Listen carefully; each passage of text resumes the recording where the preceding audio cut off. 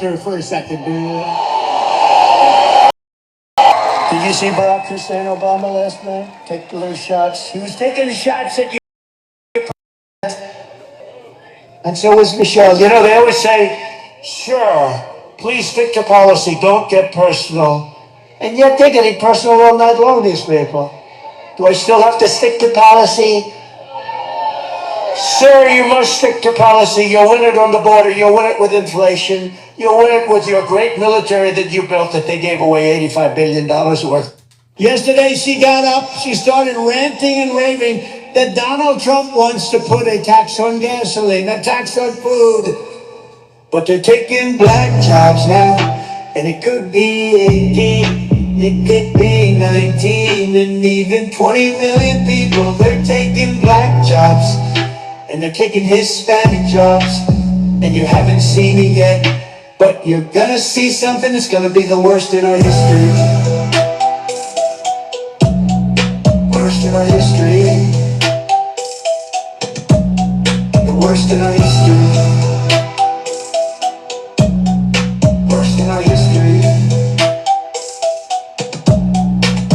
You don't mind if I go off teleprompter for a second? Do you did? You see Brock Okoro? You don't mind if I go off teleprompter for a second? Do you did? You see Barack Obama last night? Taking little shots, he was taking shots at your president. It's so neat, you know they always say, sir, please stick to policy. Don't get first, stick to policy. Don't get personal. Good morning, ladies and gentlemen. Don't get personal all night long. These people do, I still have to stick to policy, sir. You must stick to policy, sir. You'll win it on the border. You'll win it with inflation. You'll win it with your great military that you built, that they gave away $1 billion worth yesterday. She got up, she started ranting and raving that Donald Trump wants to put a tax on gasoline, a tax on food. But they're taking black jobs now, and it could be 18. It could be 19 and even 20 million people. Good morning, ladies and gentlemen. Happy Friday. And they're taking Hispanic jobs, and you haven't seen it yet, but you're gonna see something that's gonna be the worst in our history. It's gonna be the worst in our history. Good morning, ladies and gentlemen. Happy Friday. The worst in our history. Tell me you're drinking the chat. Worst in our history. Let's go, ladies and gentlemen. Let's get this show started. You know what time it is. You know what we're here to do. Welcome, ladies and gentlemen. Dark Dana, nice to see you. Friday. We survived another week. And I can't escape it. There you go, ladies and gentlemen. Deja vu. It's me. Be a show without all of you. Deja vu when I'm running up the rest. I'm like the tournament. Please tap the screen. Please share the live. You know what we gotta do. Let's get those likes up, ladies and gentlemen. On top of my game, head of the class. You can tell that I made it. Look at my grass. Let's go. The tank's full of gas. I play the game so raw, I won't finish last. Sitting in my living room screaming how we made it. I see you out there. Let's go, ladies and gentlemen. Tap the screen, share the live. Let's get these likes up. All right, very important. It stimulates something, all right? Because we're about to release a lot of dopamine. right, Evan? And if they use my ex, that mean they left me. They don't get replies if they text me. Good morning, Zena. With my chest, cause I mean it. Hey. Got a lot of confidence and I'm conceited. Call me the master with a new whip. I'ma take off in a spaceship. I'll tell you what, I haven't gone into Zeus's live in a couple of days. That shit was radical. Oh, it was. It was horrible. I'm like, Zeus has gone way off the rails. Oh my Like God. deja vu. Zeus has gone way off the rails. Like Okay. deja vu.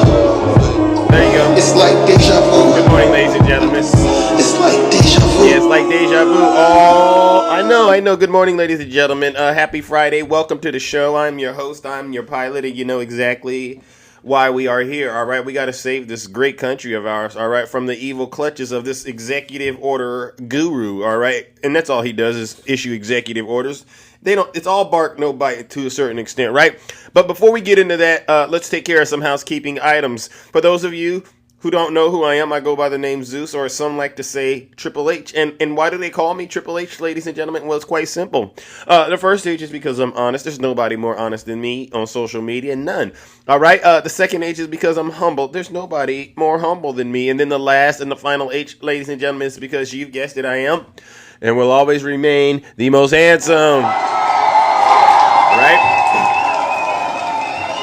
Many of you are very familiar with what we do over here on this side of town, on this side of TikTok. What we do is very, very special.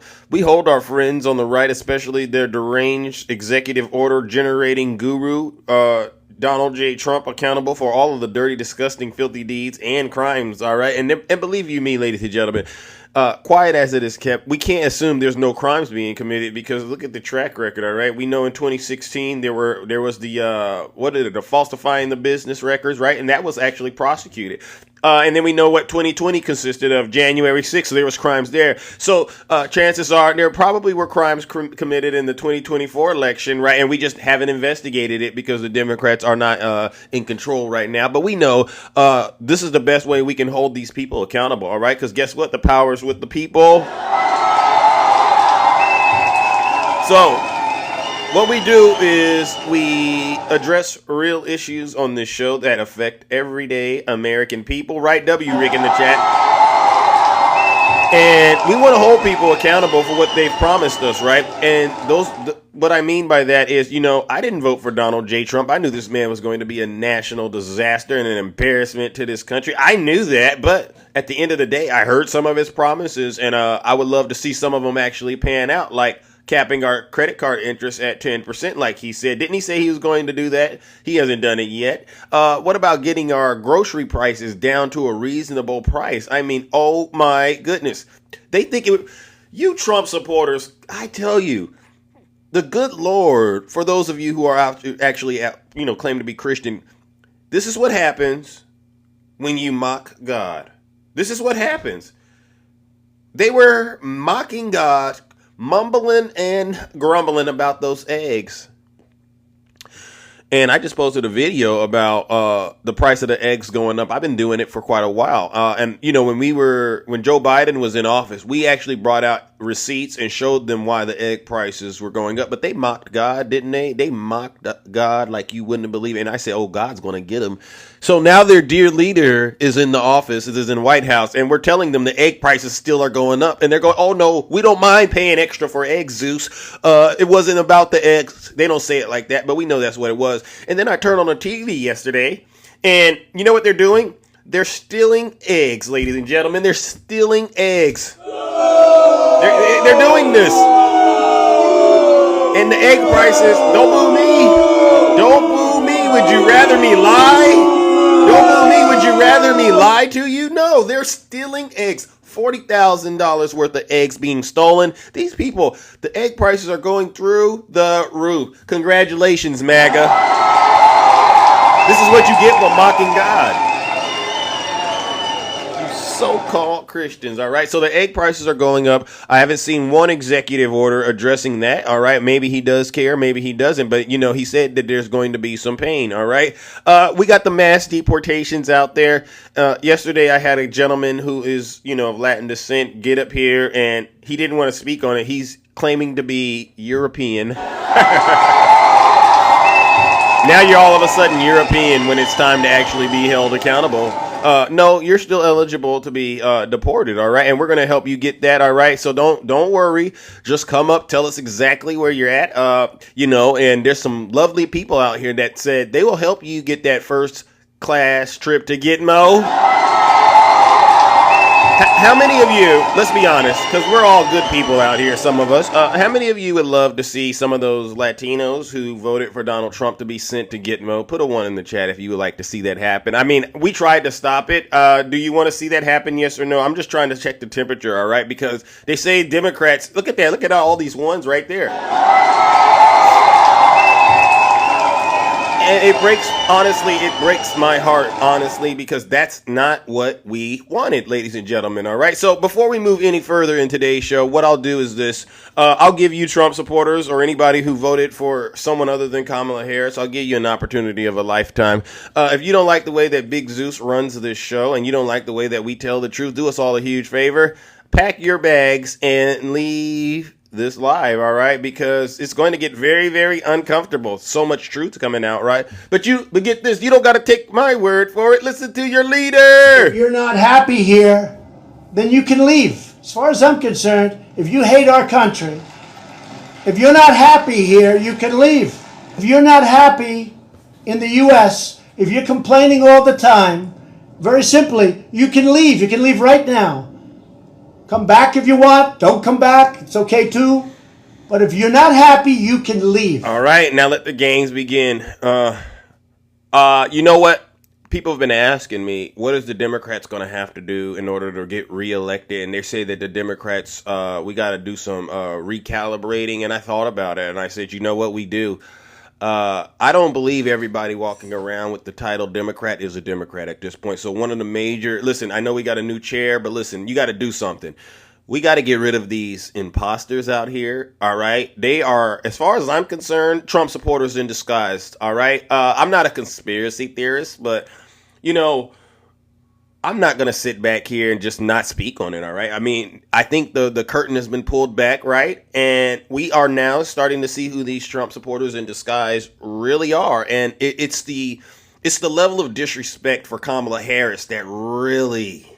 It's the level of disrespect for Kamala Harris and President Biden that really grinds my gears. So, ladies and gentlemen, you know, I do talk about mass deportations, but yesterday we brought up the Arabs for Donald Trump segment, and I got a lot of blowback about that. People said, Zeus, you got to stop.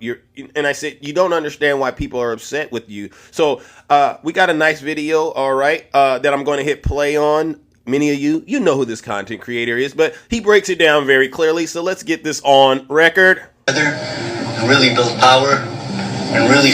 So what he's doing is he's doing a stitch of another content creator who is demanding that we the people, we people, especially black folks, come together, all right, to stop fascism, because he sees Donald Trump as in office.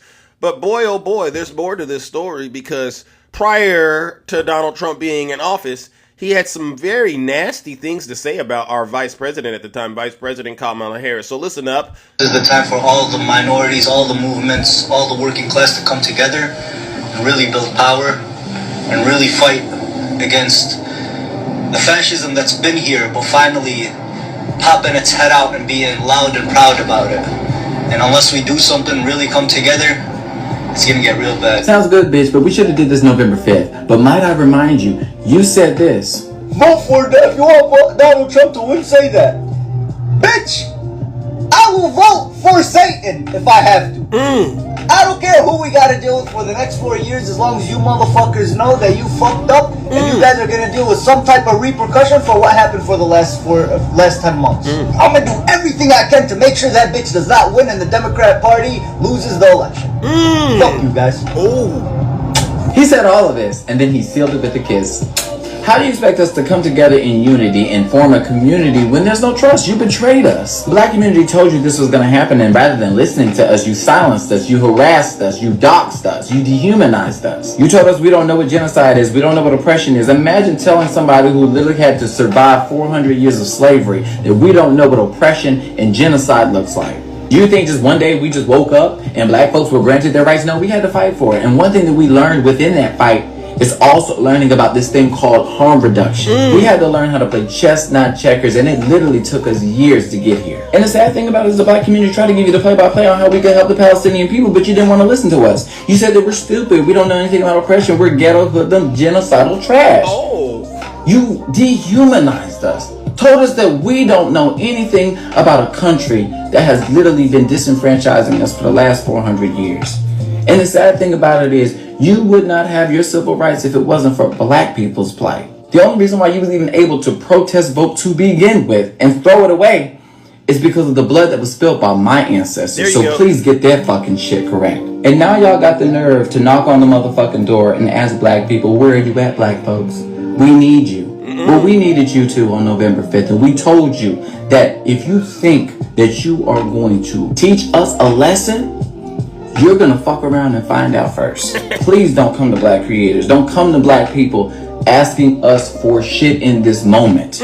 Okay, we only 2 weeks in, and we still haven't healed. We still haven't healed, and that brings it back to the dehumanization.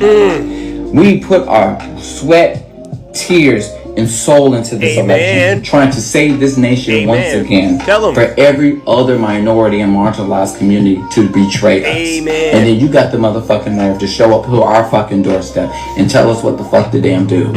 And we need to get your black ass up and do something. Please be gone with that bullshit. If anything, what y'all should be doing is apologizing to us, trying to gain our trust again, because I'm gonna tell you right now, we don't fucking trust you. In order to build community, there has to be trust there. And you've already gone against the damn grain. You got 2 years to get y'all shit together before the next midterms and gaining black people's trust, because we don't trust y'all asses. Because I'll be damned if I'm going to be on the front lines and being used as a black human shield for people who do not even give a fuck about my existence. And played in our face and told us that they want us to suffer because they were angry. The same people who said that they were our allies when we said, if you vote for Kamala Harris, don't worry about her. Don't do it. The black community will hold her accountable if we elect her. But rather than reaching across the aisles for a compromise, you decide to play in our fucking face and set off a fucking bomb and explosion, and now all of us are dealing with the consequences. So please leave us the fuck alone. Stop harassing us. Remember, we don't know anything about oppression. We don't know anything about organization. We're DEI hires. We're apes. All this anti-black shit that y'all was saying on this TikTok app to black content creators and black people, we remember. Okay, November went number 3 months ago. We remember. The North remembers. Why is the onus always on us? Again, black people do something. Black people fix it. Black people organize it. Black people put it together. For us to tear it the fuck apart and then play in your face and claim to quote unquote be allies when all we ever do is lie. Because as soon as the white supremacists come a knocking, we're gonna run and find safety and supremacy and leave your ass out in the cold to fend for yourself. Because again, black person, you're not human. Your life doesn't matter. Even though I have BLM in my bio, I honestly don't think it matters. I'm doing this for clicks and views and getting invited to the cookout. Just stop. Why is it that everything that this black woman said has come to pass and it's been less than 2 fucking weeks? Why is it that everybody black was on the same damn time and the same fucking wavelength, but y'all couldn't be? Because again, y'all don't want fucking equality. Y'all want to benefit from white supremacy. And right now, black people are trying to internalize that, grasp that, and try to move differently around y'all, because we do not trust anybody but our own in this moment. And can you really fucking blame us? Stitch this bitch. Donald Trump is not W in the chat, too raw, too real. You know who he is. All right. Yeah. And so what we'll do is continue to catch low hanging fruit like that. We're not. A lot of you folks think black folks don't understand, or we don't understand what's happening. We know what's happening, and we're not going to let it slide, all right? So what I'll do is I'll warm up the lake of fire for these undercover Trump supporters, all right? Hopefully this teaches you a very, very important lesson, and it's not just you. It's all people of color, all minorities, all women who voted for Donald Trump, who are now starting to understand they voted for their worst interests. Ladies and gentlemen, let's warm it on up and throw each and every single one of these MAGA-possessed evil people in the lake of fire.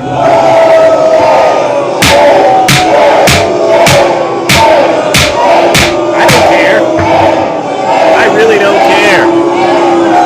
Silence, you MAGA. It's like Trump said. You're either stupid or you hate the country. W. Rick in the chat. I hope this has to be the biggest crash course on racism, all right, and misogyny ever to happen in this country. And it's happening at a grand level. The guy wants to actually flatten the Gaza Strip. And I'm sitting back here going, where's Jill Stein? Where are all of those people? I mean, and I normally just deal with Trump supporters, but I said in my head, I said, you know what? These people, they're undercover Trump supporters. Where are you all at now? Where's the outrage? Do you really feel like you helped your community? It's so sick. It really is sick. And I'll leave it at that. But if you get in the box and I say, who did you vote for? And you don't say Kamala Harris, it's a done deal, right? It's a done deal. At least Trump supporters, they're honest about it, right? They know they're crazy. They know they're sick in the mind up here. And they know that they're wrong. And this is why we do what we do. But listen, no more playing around to my fellow Democrats. You got to be 10 toes down and really stand on business. That's what they say. All right. And guess what? I'll vote for Kamala Harris again. People say, oh, Zeus, look at the CBS interview. You know, Trump supporters are out here spinning that little lie about the CBS interview. I could care less if they gave her the answers to the questions, all right? She's a good woman. She's very cautious about what she says. That's better than somebody promising to flatten the Gaza Strip and rebuild it and put Trump Tower on it. That's way better than somebody that's allowing Elon Dangerous, I'm going to call him Elon Dangerous Musk, to have access to our social security numbers. You know what, Trump supporters? You know there's a lie going on out here about this political nonsense, all right? And they really do believe everything Elon shows them. Oh, look at this. The federal government is wasting money by giving political some money. And they get up and they actually do this. They send me messages. Zeus, what do you think about this? So you think the government is bad? Okay, great. Let's listen up to what we've basically been trying to tell you, Trump supporters. Again, ladies and gentlemen, he who has ears, he or she who has ears to hear, please listen. Listen to this, all right? We can't keep doing your homework for you. Every day we are reaching previously unseen levels of duplicity and stupidity, particularly on this website owned by Elon Musk. Let's take this one for a second. So now the MAGA populists think that they have uncovered a new scandal because they say that Politico is actually funded by USAID to the tune of $8.1 million. Now, if you look... Are there any Trump supporters out there that still believe this lie? Please put a 1 in the chat if you believe this. Because you're holding the class back, all right? And it's getting real tiring, all right? It's real disgusting that Trump supporters literally, the host is just rage baiting for money. Jethro, why don't you come up here, Jethro? Oh, okay, see, Jethro, you think that's what I'm doing? Come on up here, Jethro. I promise you that's not what it is. Jethro, please come right up here. I was in the middle of sharing some very important information to help folks like yourself get out of the cult and start being critical thinkers. Jethro, and I can see right now, Jethro, obviously you're a Russian bot, all right? So you know what we do to Russian bots on this platform.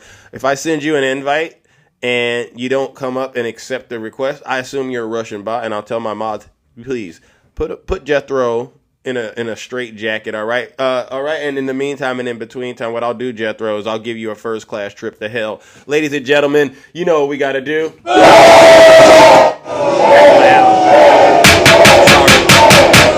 Jethro made me angry. Hey, Jethro. Silence, you MAGA demon. Hey, Jethro, enjoy the straitjacket treatment. Now, if you want to get out of that, Jethro, you must send Big Zeus a guest request and be able to come up here and actually speak English. Closer at the numbers that they've pulled out of this database. In fact, that $8.1 million, that's across the government. That's to lots of different subscriptions. It doesn't even have anything to do with USAID and Politico. But if you dig even deeper, what they found is that Politico, over several years, has gotten $44,000 from USAID for subscriptions. Now, so it's spread out over multiple different companies, and it's over multiple years. And Politico, they're saying, only got $44,000, not this $8.1 million. Congratulations, MAGA. You don't think beyond the headline. So runs a product called Politico Pro, which can cost as much as $10,000 a year. Politico is not the only one that does a product like this. Bloomberg, some others do.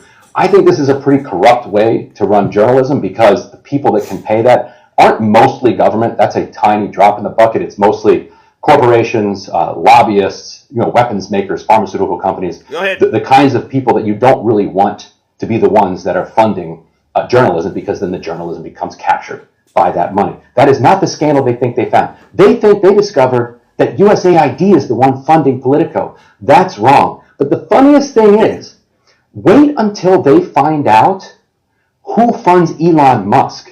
Elon Musk's main funder is the federal government. Oh. So if being funded by the federal government makes Politico corrupt, when they're not actually funded by the federal government, what do they think of Elon Musk being funded by the federal government? And whatever he's getting now from the feds, he's going to be getting many times more than that over the coming years because of suckers like this guy. Ooh.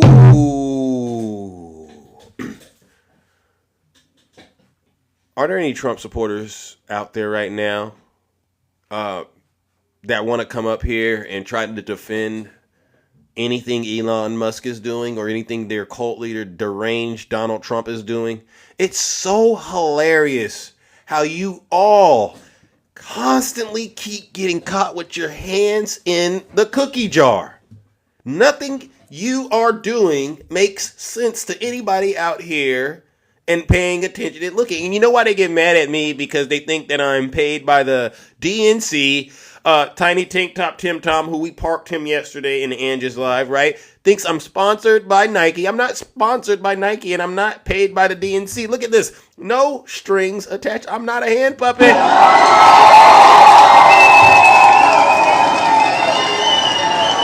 Come on up here. And this is the brother that I've been looking for. Sir, you know what? I've been looking for you. You're coming out of hiding?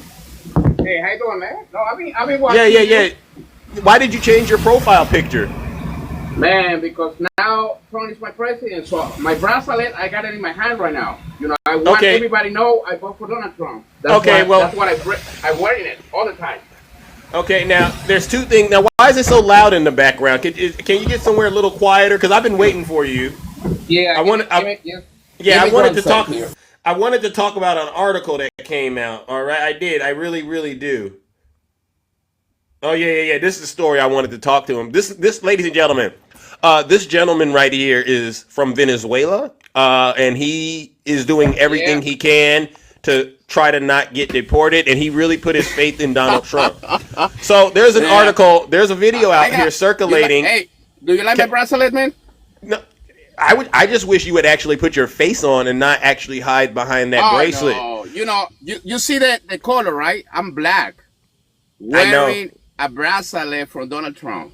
Yeah. Black, proud, Latino for Donald Trump. That's me. That's him, right? So there's a story out. It says they used us. Have you heard about this video? People from Venezuela talking about, and this is in Florida, they're saying Donald Trump used them. You heard about this story, right?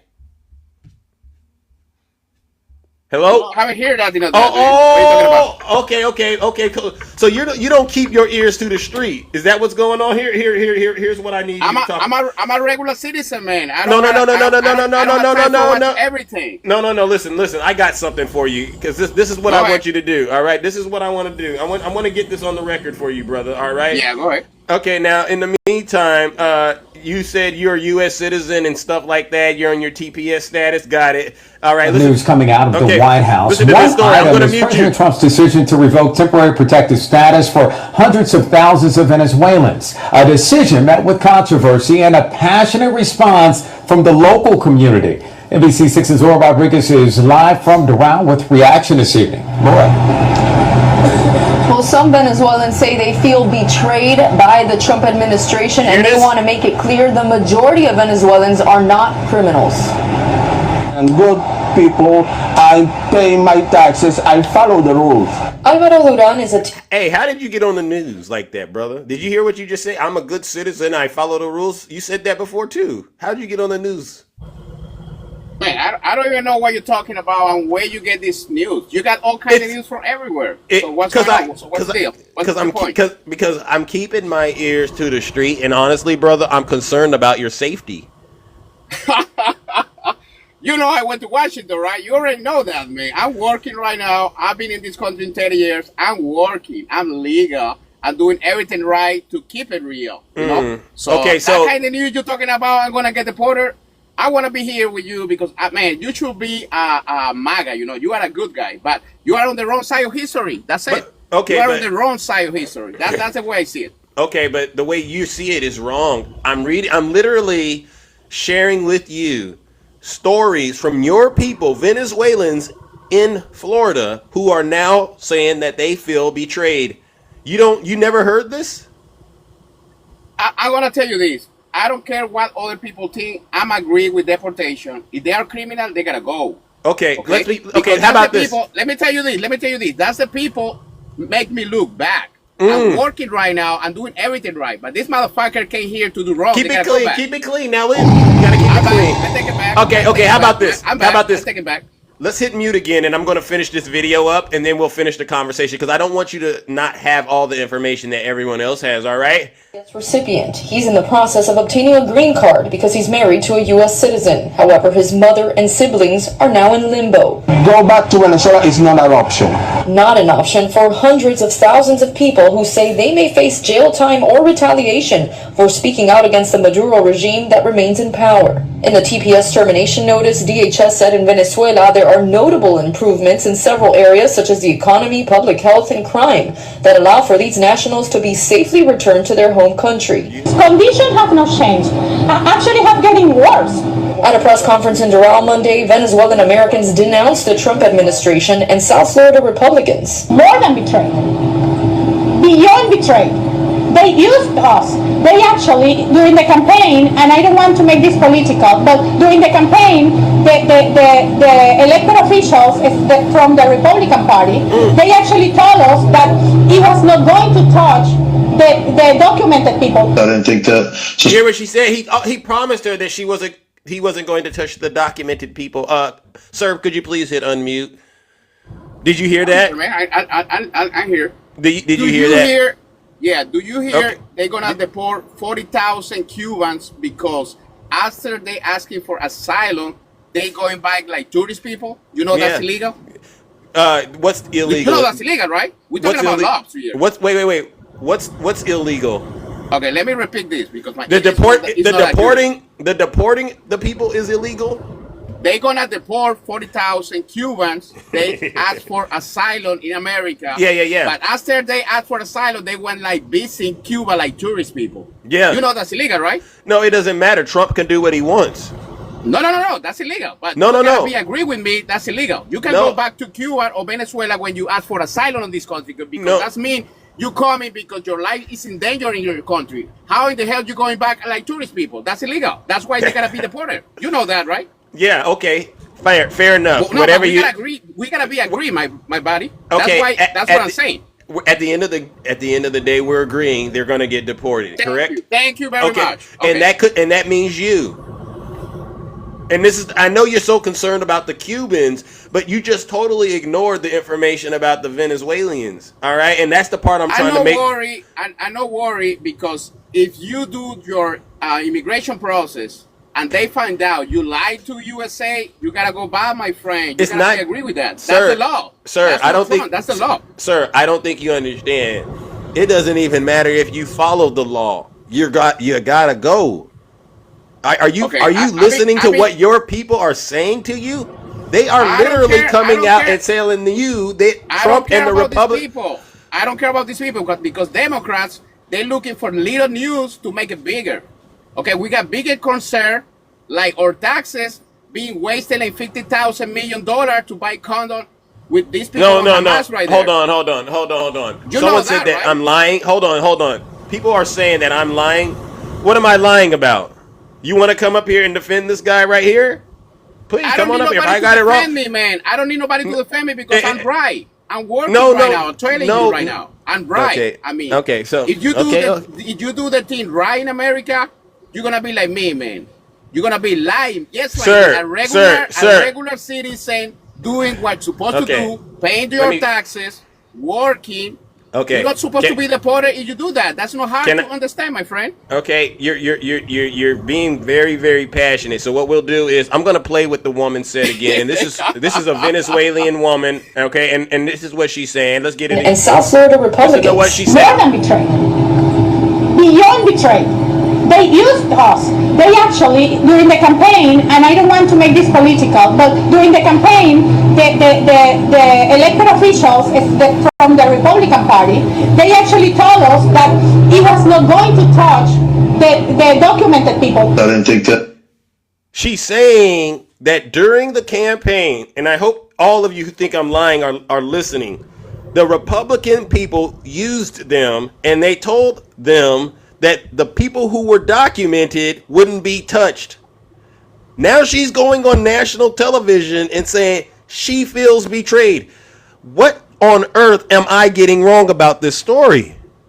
Do you all not understand the words that are coming out of this woman's mouth? No, because the thing you're saying is wrong. Because you're saying like he promised you're not gonna be deported. If they check your documents and they find out you got something wrong on your citizenship or the way you did your residence, my friend, you gotta go to jail first, and then you gotta be deported. That's unlawful. That's criminal. That's the way I try to explain you, my friend. Okay. So there's two ways of looking at it, right? There's the way you're looking at it, and I'll say if that's what it is, you know what? You're in good hands. No. I'll say that.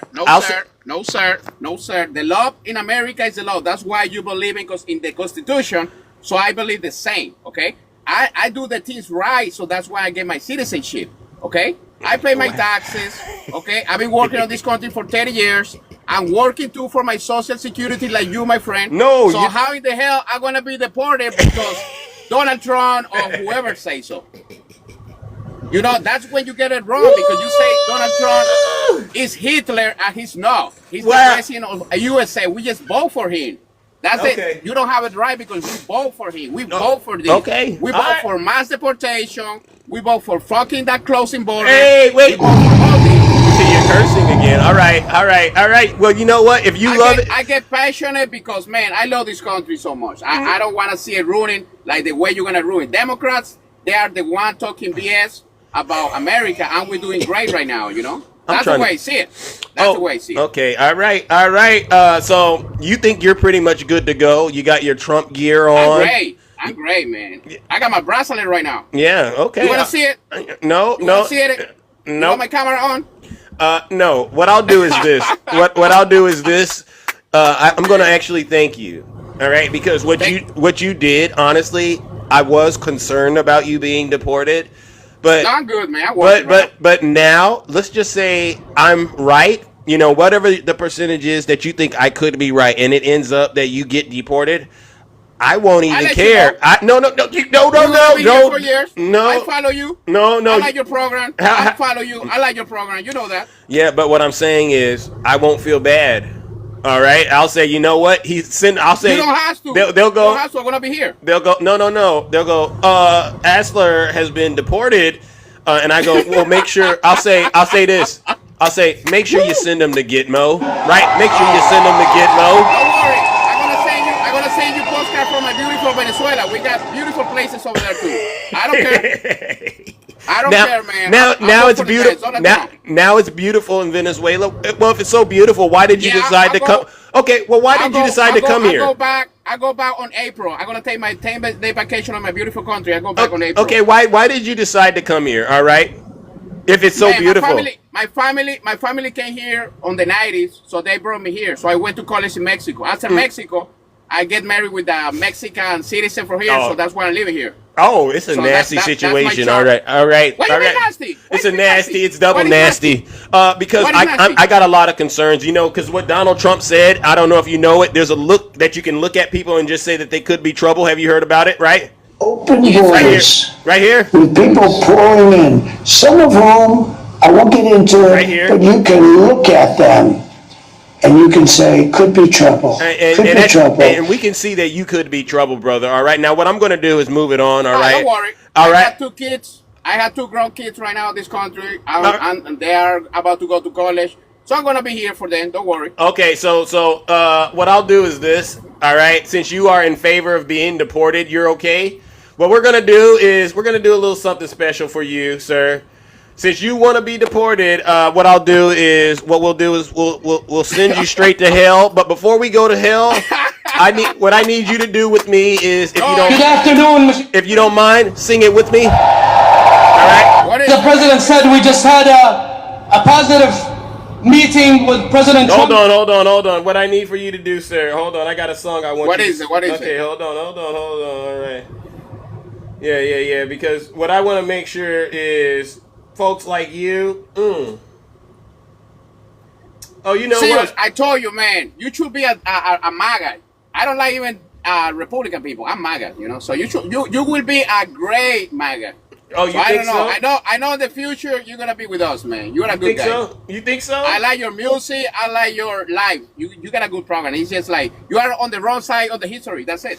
You think so? I know what song I want to get for you. I think I found the song that I want to. Let's hear it. Let's hear it. You got a good music here. Yeah. This is the song that we all need to sing together. You want to get deported, right? I like it when you say it, man. Sing it with me. Oh. Do the dance. Raise your hand, come on!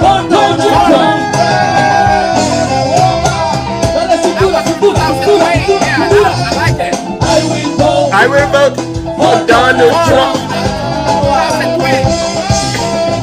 And he got a violation. I'll do it for you.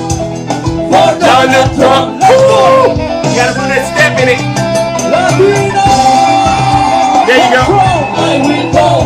Hey, for Donald Trump.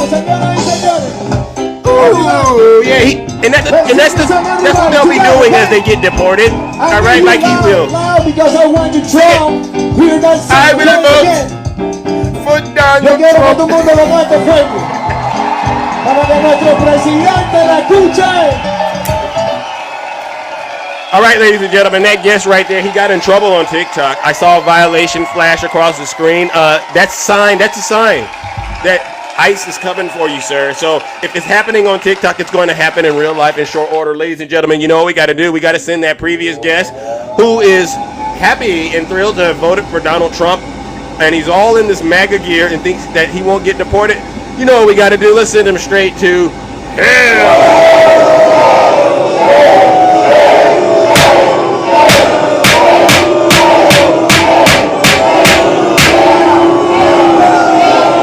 Silence, you MAGA demon. We make them dance to that song before we send them straight to hell, right? I mean, that's a great song, to be quite honest, because that's how a lot of you are going to end up going straight to hell. It's going to be like a party, right? I will vote for Donald Trump, and the next thing you know, you're in hell.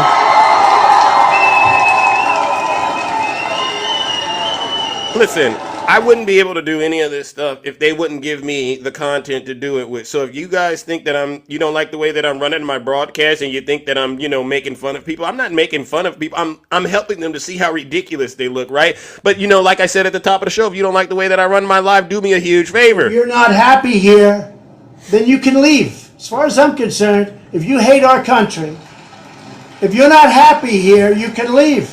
If you're not happy in the U.S., if you're complaining all the time, very simply, you can leave. You can leave right now. Come back if you want. Don't come back. It's okay too. But if you're not happy, you can leave. Thank you. And sorry, Mom, but sometimes you got to help people see the light. And that brother, he's clearly seeing the light. If you're a Trump supporter, please put a 1 in the chat, and I'll bring you right on up here, and we will try to have a civilized conversation about what's really going on. Please put a 1 in the chat. Please. And again, what I want to do is make sure you and I understand what's really happening in this great country of ours. All right. And there's room for improvement. Obviously, the path towards redemption starts with you actually taking accountability for your evil and atrocious behavior. None of us believe you're Christians. All right. So let's just stop that game that's going on right now. Nina, I sent you an invite. Please put a 1 in the chat if you are a Trump supporter or somebody that voted for Donald Trump, because they don't want to admit that's what they did. But come on up here, and what we'll do, and I'll give you the floor. I'm one of the fairest hosts on TikTok. I will let you say whatever it is you believe before we start picking it apart. But as long as you got to be respectful. All right. Good morning, Nina. How are you? I don't know how to do this, my love. I can hear you. Okay, how you doing? I'm all right. You voted for Donald Trump?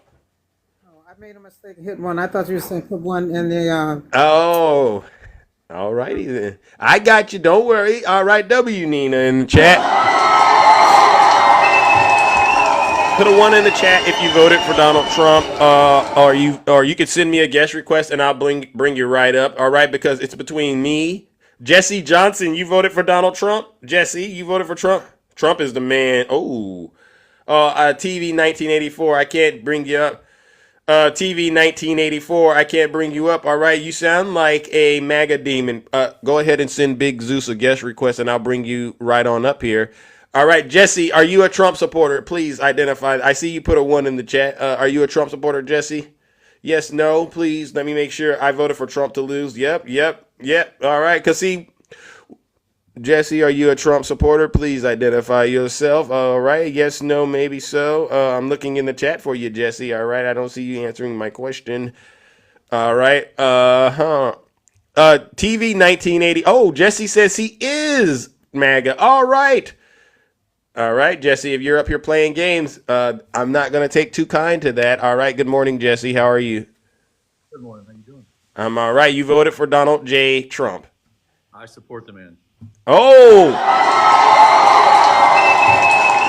Why are you all hiding on TikTok now? Who's hiding? Well, I've been asking for Trump supporters to come up here and profess their love for him, but they don't want to do it. And I'm just trying to figure out, is it too early or something? Oh! Wow! My man! All right, let's get into it. Huh? Nothing. I just being silly. What's up? Okay, so the reason I bring people up like yourself is because we're concerned about the state of affairs going on in this country. Where do you see Donald Trump at in terms of the progress that you wanted him to make? Where do you see he's at right now in terms of providing immediate relief to the everyday man like, you and me and all these others? My main concern, I didn't support him years ago at all. When he came into office and he made Elon, I'm a big fan of Elon's, and I think if Elon increases the bottom line and cuts a lot of court spending, it's going to be great for me. It's going to be great for you? I think it's going to be great for everybody. How? Reducing the national budget. I mean, but how does that directly impact you is my question. Because are you getting government contracts or anything like that? You like living with a $36 trillion cloud over your head? I don't, but guess what? It seems like we did just fine with President Biden in office. I mean, at least my egg prices were affordable compared to what's going on now. If you really look at things, right? We didn't have airplanes falling out of the sky and stuff like that. We had bridges collapsing and randomly getting crashed into. Yeah, and you know why? That was due to the deregulation stuff that Donald Trump put into place. And you got to look at him when he starts taking away funding from government agencies, because then that means you're not going to have people looking out of it, right? And it's like, Trump, when he left office, you saw this country was a mess. It was worse shaped than it was when Obama gave it to him. We were in a we were in a pandemic, to be quite honest. And you know how he contributed to that, right? No, I mean we're going to disagree on how he contributed to it. Well, my dad uses a great analogy. I don't want to interrupt you, but go ahead. No, you're fine. You're fine. If you're on a boat with 10 people on the boat, and the boat is just about to sink, and one more person gets on that boat, and it's going to sink. That one person that's swimming up to the boat, should they die, or should they drown everybody else on the boat? You throw a life jacket or a life extra boat that those boats have. Oh, okay. Well, then that one person is in deep trouble. Exactly. And listen, I understand and absolutely empathize with the plight of immigrants migrating to this country for work. I would do the exact same thing. There is something called the rule of law. And when you have an overburdened social system, in my opinion, it is overburdened. It is not the time to be doing and extending those kind of courtesies. Now, maybe in the future, when we get our debt paid down, we get things fixed, people are being more responsible. You can extend those kind of courtesies to everybody else and help whoever you want to. But when your ship and your own house is not in order, as they would say on what's the name of that famous show on HBO? I forget, but yeah, I get what you're saying. So this is I can tell you're a very serious person, and you believe. Hold on, I can't hear you. What, you got a call? Did you get a call or something? Technical difficulties, ladies and gentlemen. Sometimes it happens. I can tell this gentleman he's pretty serious about his support for Donald Trump, and I think we might actually end up having a bit of a breakthrough. I don't think the mods muted him. Jesse, how about this, Jesse? Why don't you do us a huge favor, Jesse?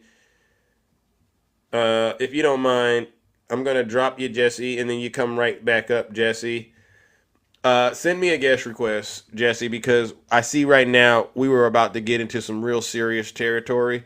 All right, and I want to finish up that discussion because these are the kind of conversations, to be quite honest, ladies and gentlemen. Yeah, these are the kind of conversations that need to be had in order for people to get out of this cult. So Jesse, please send Big Zeus a guest request. All right.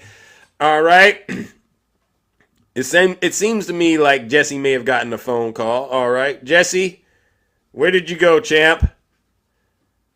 He was talking about he got a call from Elon. Oh, okay. All right. Well, we'll try to move on to another Trump supporter.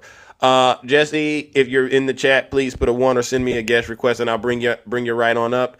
But if you are a Trump supporter, how about this? Send me a guest request, and we'll pick up where Jesse left off. All right, because the show must go on. Let me guess, you're mad about. Hold on.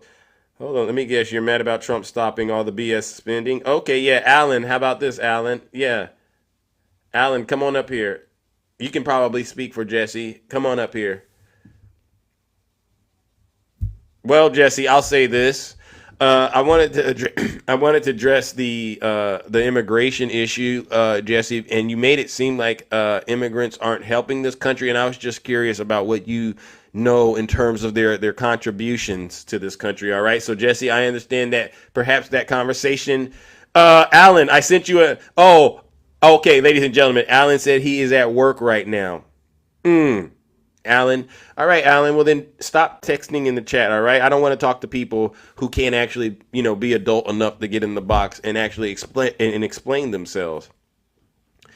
All right. Put a 1 in the chat if you are a Trump supporter. All right. And I will bring you right on up. Our Social Security numbers are on our bank account. He can clean us out. Yep. We're talking about Elon. All right. Where are the Trump supporters at, ladies and gentlemen? Please put a 1 in the chat. I'll bring you right on up here. All right, we'll give it a second. We'll let it air out. We'll let it breathe. Cycle Queen W, Cycle Queen in the chat.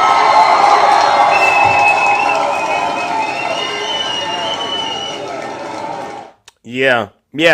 When they get up here, and this is for all of you Trump supporters. Okay, Dreamy. All right, there you go, Dreamy. Come on up here, Dreamy. Let's see if we can get a conversation out of you, all right? Because this is what it takes to get them to stop supporting evil. Hey, you voted for Trump? Evil? Yeah, I did. Oh, okay, great. So why did you do that? Mostly because he was going to save TikTok, and TikTok's my main source of income, so. How is he going to save TikTok? Well, we're talking right now, aren't we? Well, you know what I say about that, and maybe you didn't know it, but I'm the real reason that TikTok was saved. You can go check my timeline. I told Donald Trump. It's all good, man. It's all good. You don't want to admit it. It's fine. No. What? No. Joe Biden actually took the bite out of the whole little thing about, going after companies, and then Donald Trump just did a publicity stunt to get people like you. Because you got to admit, TikTok was on that. You had access to TikTok while Biden was in office, right? So Biden signed the bill, right? Which bill? The executive order? To ban TikTok. Oh, well, guess who made the bill? Oh, do you think people are capable of changing their mind? It was Republicans that made the bill, is my point. So listen up, Dreamy. What else you got? Because are people capable of changing their mind? Well, it happens all the time, but what's your point? Trump was the one that actually wanted the app ban, now that you bring that up, too. So it was the Republicans and Trump, and then guess what he did? So do you think he's capable of changing his mind? No. Then why are we saying I think he's a liar. I think he's good at grifting. A publicity stunt, right? Yes. Publicity stunt. Yeah. Let me ask you something, Dreamy. And you sound crazy. you sound gotta like admit it to yourself. You sound very intelligent and you sound very confident. What else has Donald Trump done to help the everyday American man? Because he promised that he was going to cut credit card interest, cap it at 10%. He was going to cut my utility bill in half, and a bunch of other stuff. And what has he done to help bring the egg prices down, the groceries? Because he said groceries is a simple word. Okay, groceries. So do you know what avian flu is? I heard of it, but what does that have to do with Donald J. Trump? You literally just said the egg prices are high. That's why. But you can't use excuses Democrats gave you all. That's why. Wait, no. But when this happened under Joe Biden, we were explaining that to MAGA. And they said it wasn't not to that, me. it was Not to inflation. me. I don't care what MAGA is saying. Not to Well, me. you're MAGA because you voted for him. So you're trying to use the Well, avian it flu wasn't me. excuse. Well, What about talk the to rest me. of the grocery Hey, prices? Zeus, you're talking to me. You're talking to me. I know, but Come what on. do you got? I'm asking you. Give me something Donald Trump has done to help, relieve some of the pain everyday Americans are experiencing right now.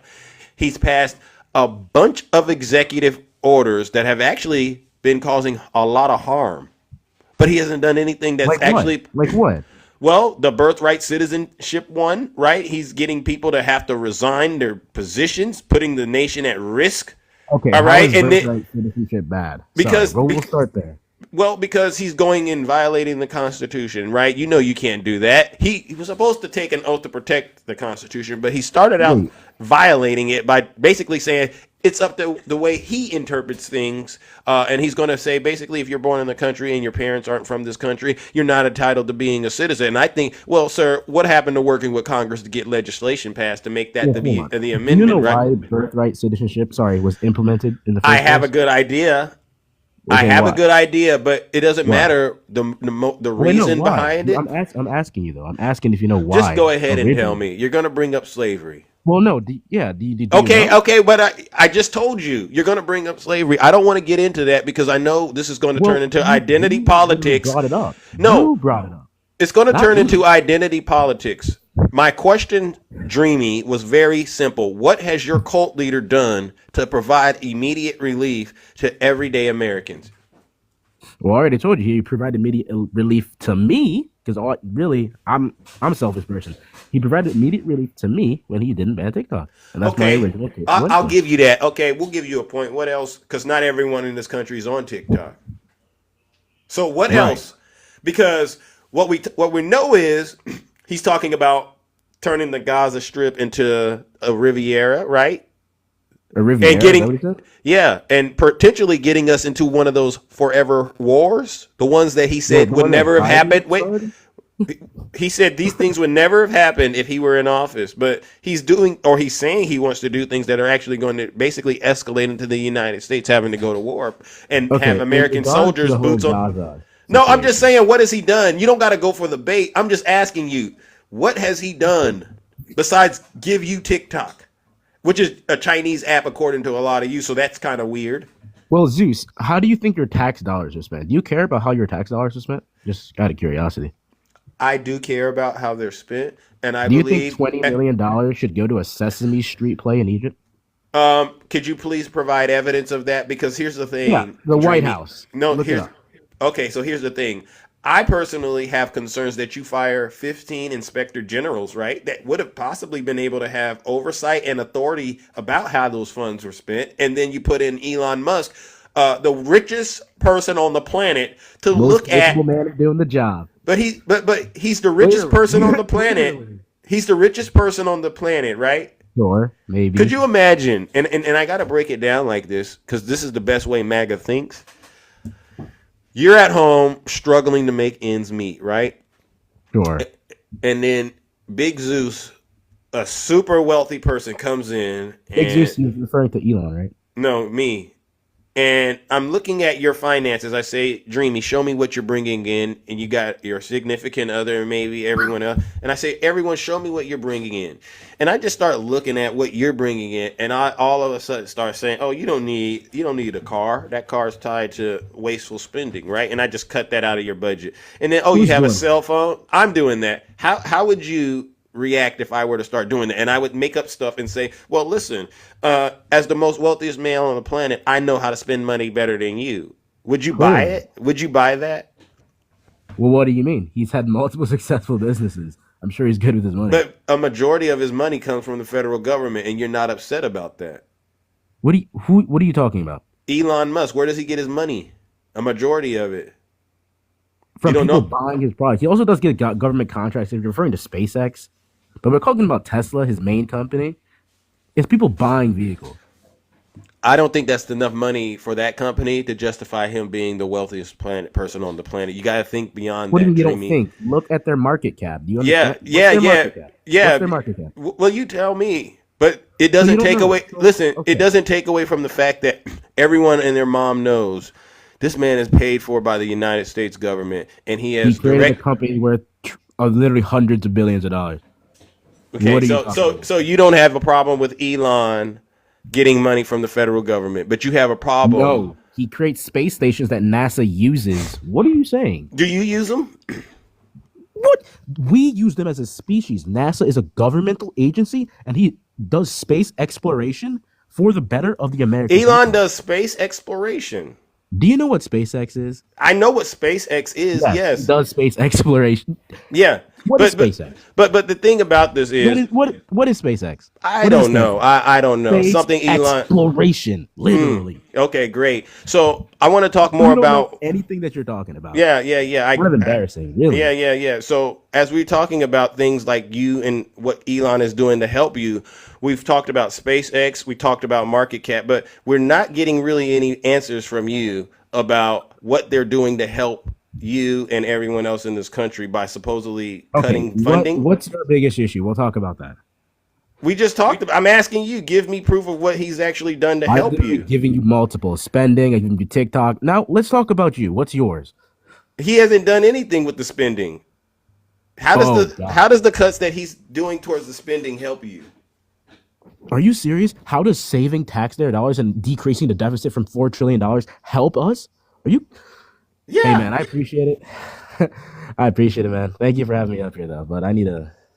Yeah. So in I other don't words, believe you have no answers. In other words, you have no answers, and you Yes, feel I have no embarrassed. answers. You're right. You're right. You feel embarrassed, Thank you and for having me up here. yeah. Well, what I'll do is, ladies and gentlemen, you know what this previous guest did? He just self-owned himself, and it's quite impressive. And this is what I'm telling you all. All you have to do is let these Trump supporters express themselves and say everything that they say. And then he started to realize, I look and sound ridiculous trying to get up here and vouch for how Elon Musk is helping me by cutting funding in programs that I actually have no ability to tell you about, Zeus. All I do is repeat what Elon posts on his social media platform. And that's why I'm in this jam that I'm in right now. Ladies and gentlemen, you know what we got to do. Join me in sending that previous guest, Dreamy, who clearly doesn't know a thing. All right, he doesn't know a thing. Let's send him straight to hell.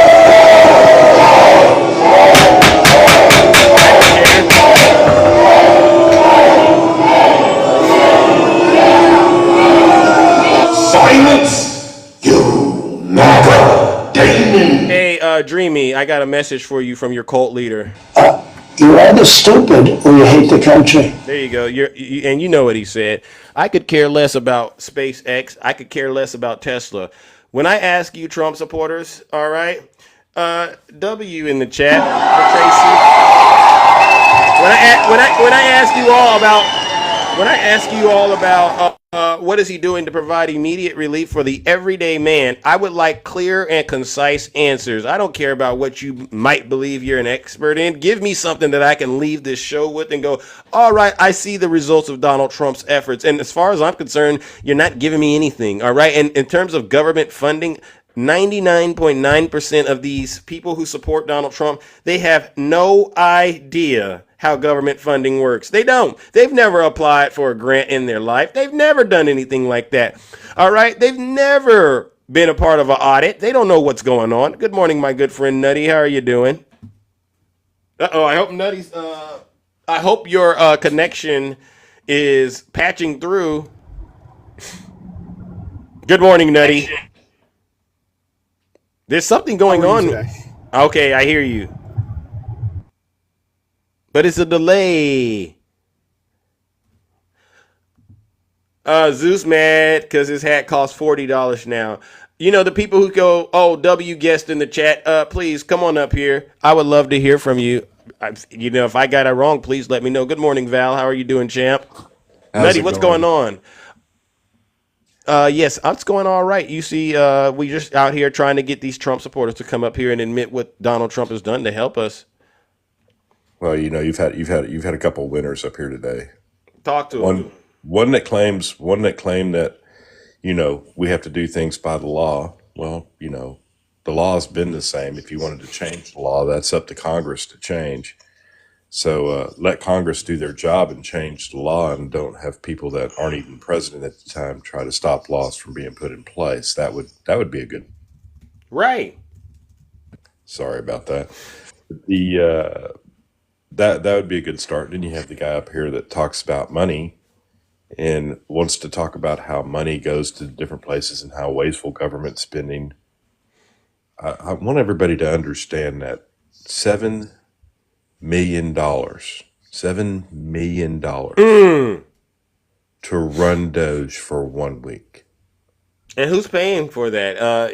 According to that previous guest, Val, he says Elon is going into his own personal checking account. And No, paying. Elon's not going into any personal checking account. That's just stupidity at its finest. $7 million U.S. tax dollars. Wow. To pay for Doge for 1 week.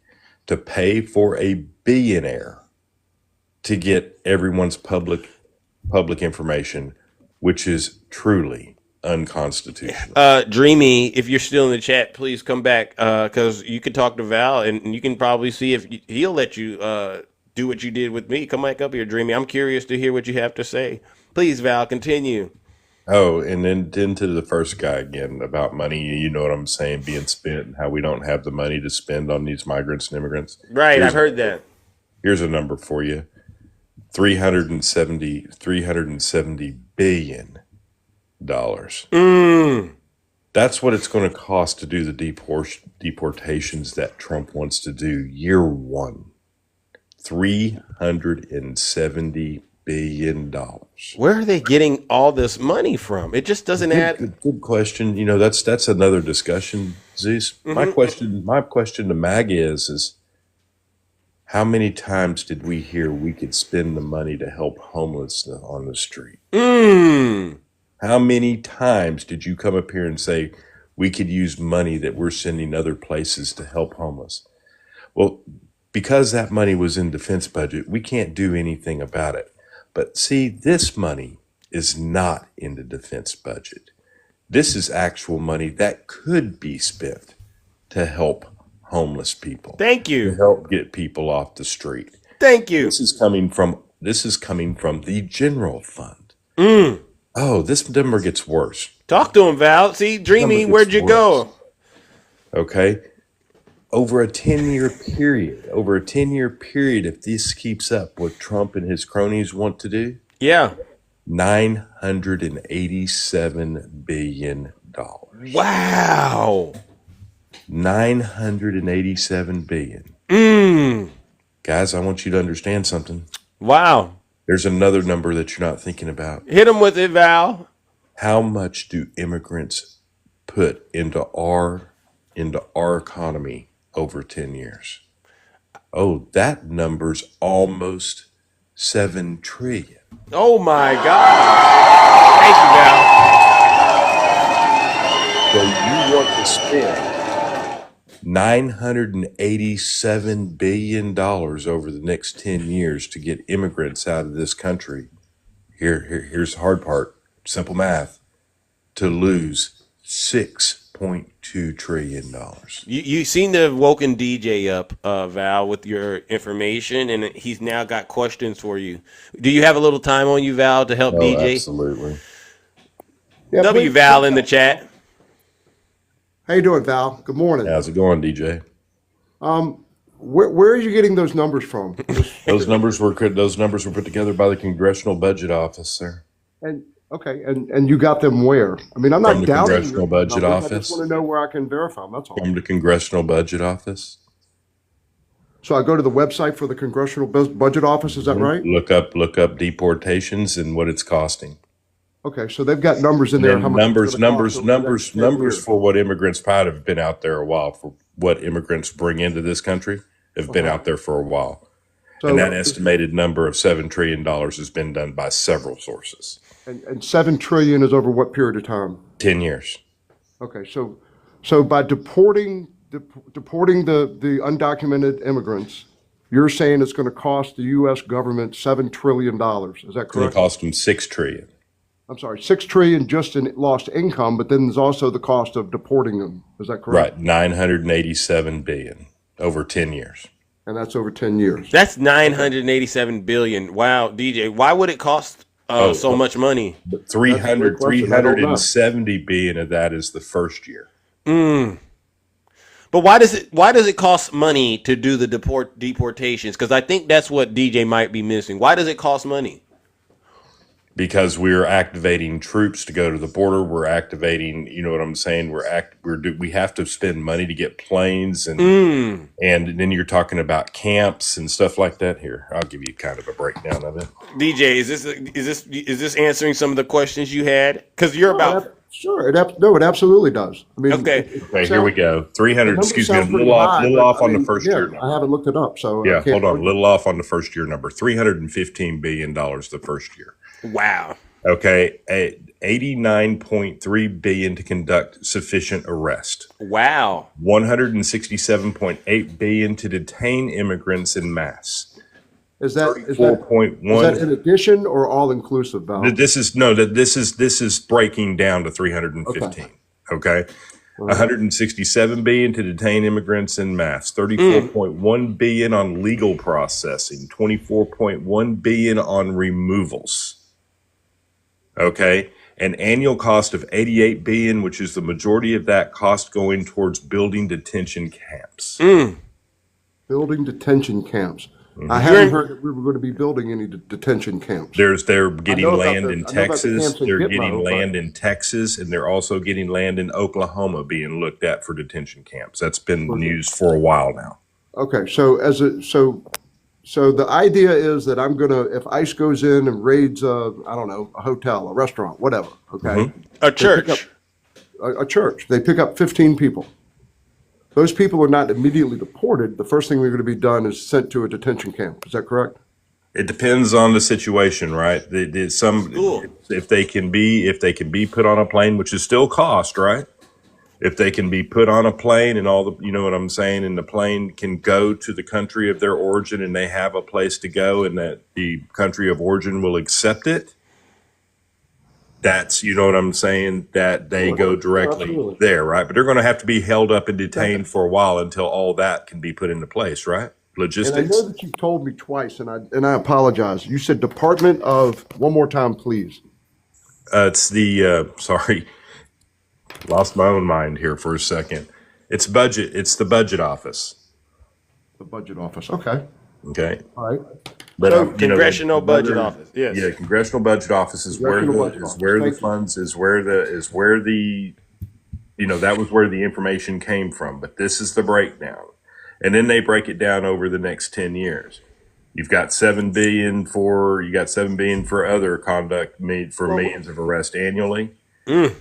Would it make sense though that number is going to go down over the years? It does. That's what I said. It's 350. It's 315 billion the first year. Okay. Preeti, please. 10-year period. It'll be over a 10-year period. It'll be 900 and hold on. Let me get. So I'm not 967.9 billion is what they're estimating. Okay. And do you know how much they're contributing to the country currently right now? These people who are here that they're talking about deporting? I mean, the same number of people input what is estimated to be $7 trillion into our economy over the next 10 years.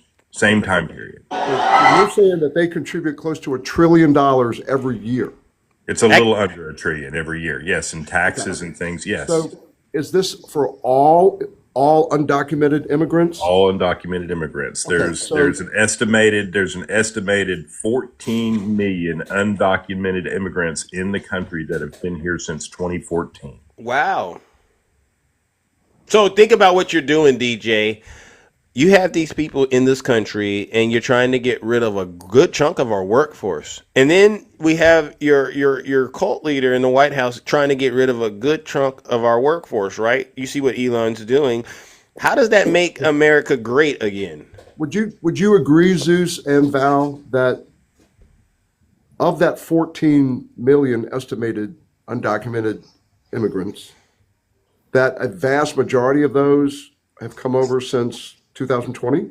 No, actually, those numbers are from 2014 to current. Jesus. Right. No, sir, you said that. You absolutely mentioned that. But would you say that a vast majority of that number came over? What percentage do you think came over under Biden? Because I think that'll tell me where you're at, right? I get where he's coming from, but let me answer that a little different way.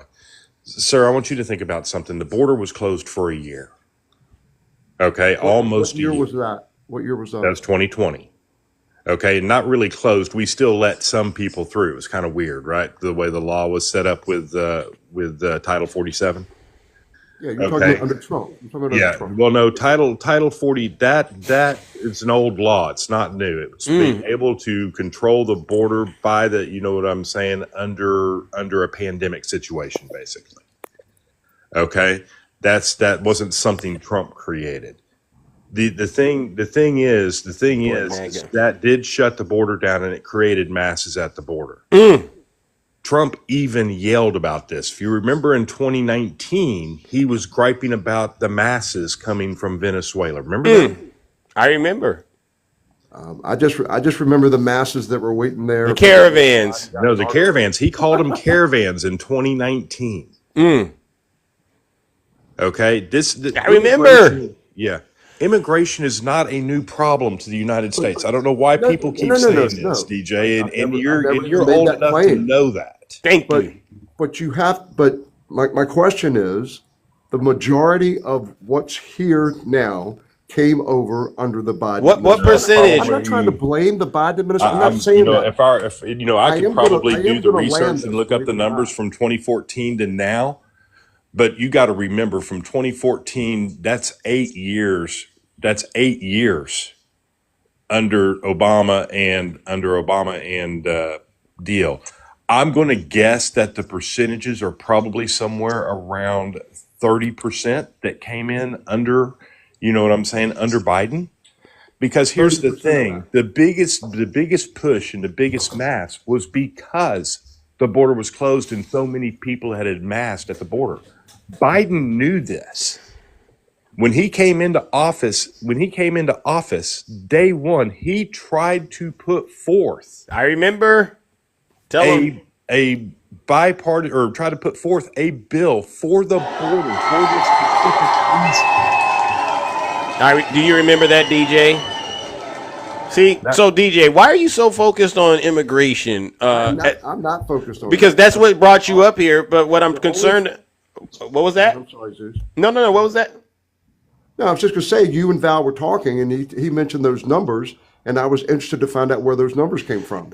Well, now that you know where they're at, a lot of time bashing what Elon Musk was doing, and the amount of money that he wants to try to save the government. And Zeus, I heard Elon Musk is not saving the government money. I want to make this clear. Sure. Elon Musk is setting up. Look, guys, y'all, this is the stupidest thing this is the stupidest thing I've ever heard of. We don't need them. You've got an agency working outside of government that has a purpose that has nothing to do with what they're doing, because you can't change the purpose of an agency. Okay? You've got this going on that's unconstitutional as hell, getting personal information from American citizens, trying to affect policy from an agency that has no government oversight. Are you referring to USAID? Say it again. So, are you referring to USAID? No. I'm referring about to Doge. DJ.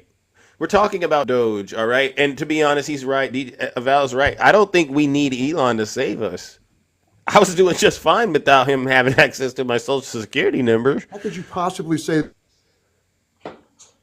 Huh? DJ, are you okay? DJ, sorry. Okay, he's on the MAGA Wi-Fi. Oh, okay. Well, DJ, you know what we got to do is move it on, all right? Because we got a lot to get through this morning. All right, DJ, W Val in the chat. Ladies and gentlemen, please show Val some love. This man gets up here every day and tells the truth. All right, DJ, and in the meantime and in between time, DJ, if you don't mind, I need you to do some homework and let us know what Donald Trump has done since he got in office that helps everyday American like you and me, everyday Americans. That's all I'm asking Trump supporters for, all right? I'm happy to go through those things with you. Okay. Well, if you could get that information to us, we'd be very, very happy, right? Am I right, Val? Oh, yeah, absolutely. Thank you. All right, well, I'm going to move it on YouTube, but Val, I might have to bring you back up, all right? Because I think our friend Jesse is here. Know where I'll be.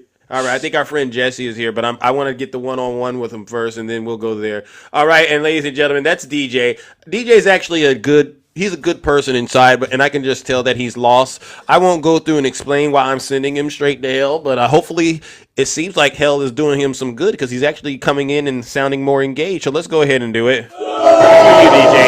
It's just a little bit, DJ. Just a little bit, DJ. You don't get the whole issue. All right. Now our good friend Jesse is back, and what I want to do is make sure I get a clear understanding with Jesse because I can tell this is a conversation that needs to be had. Jesse, are you back? You're okay?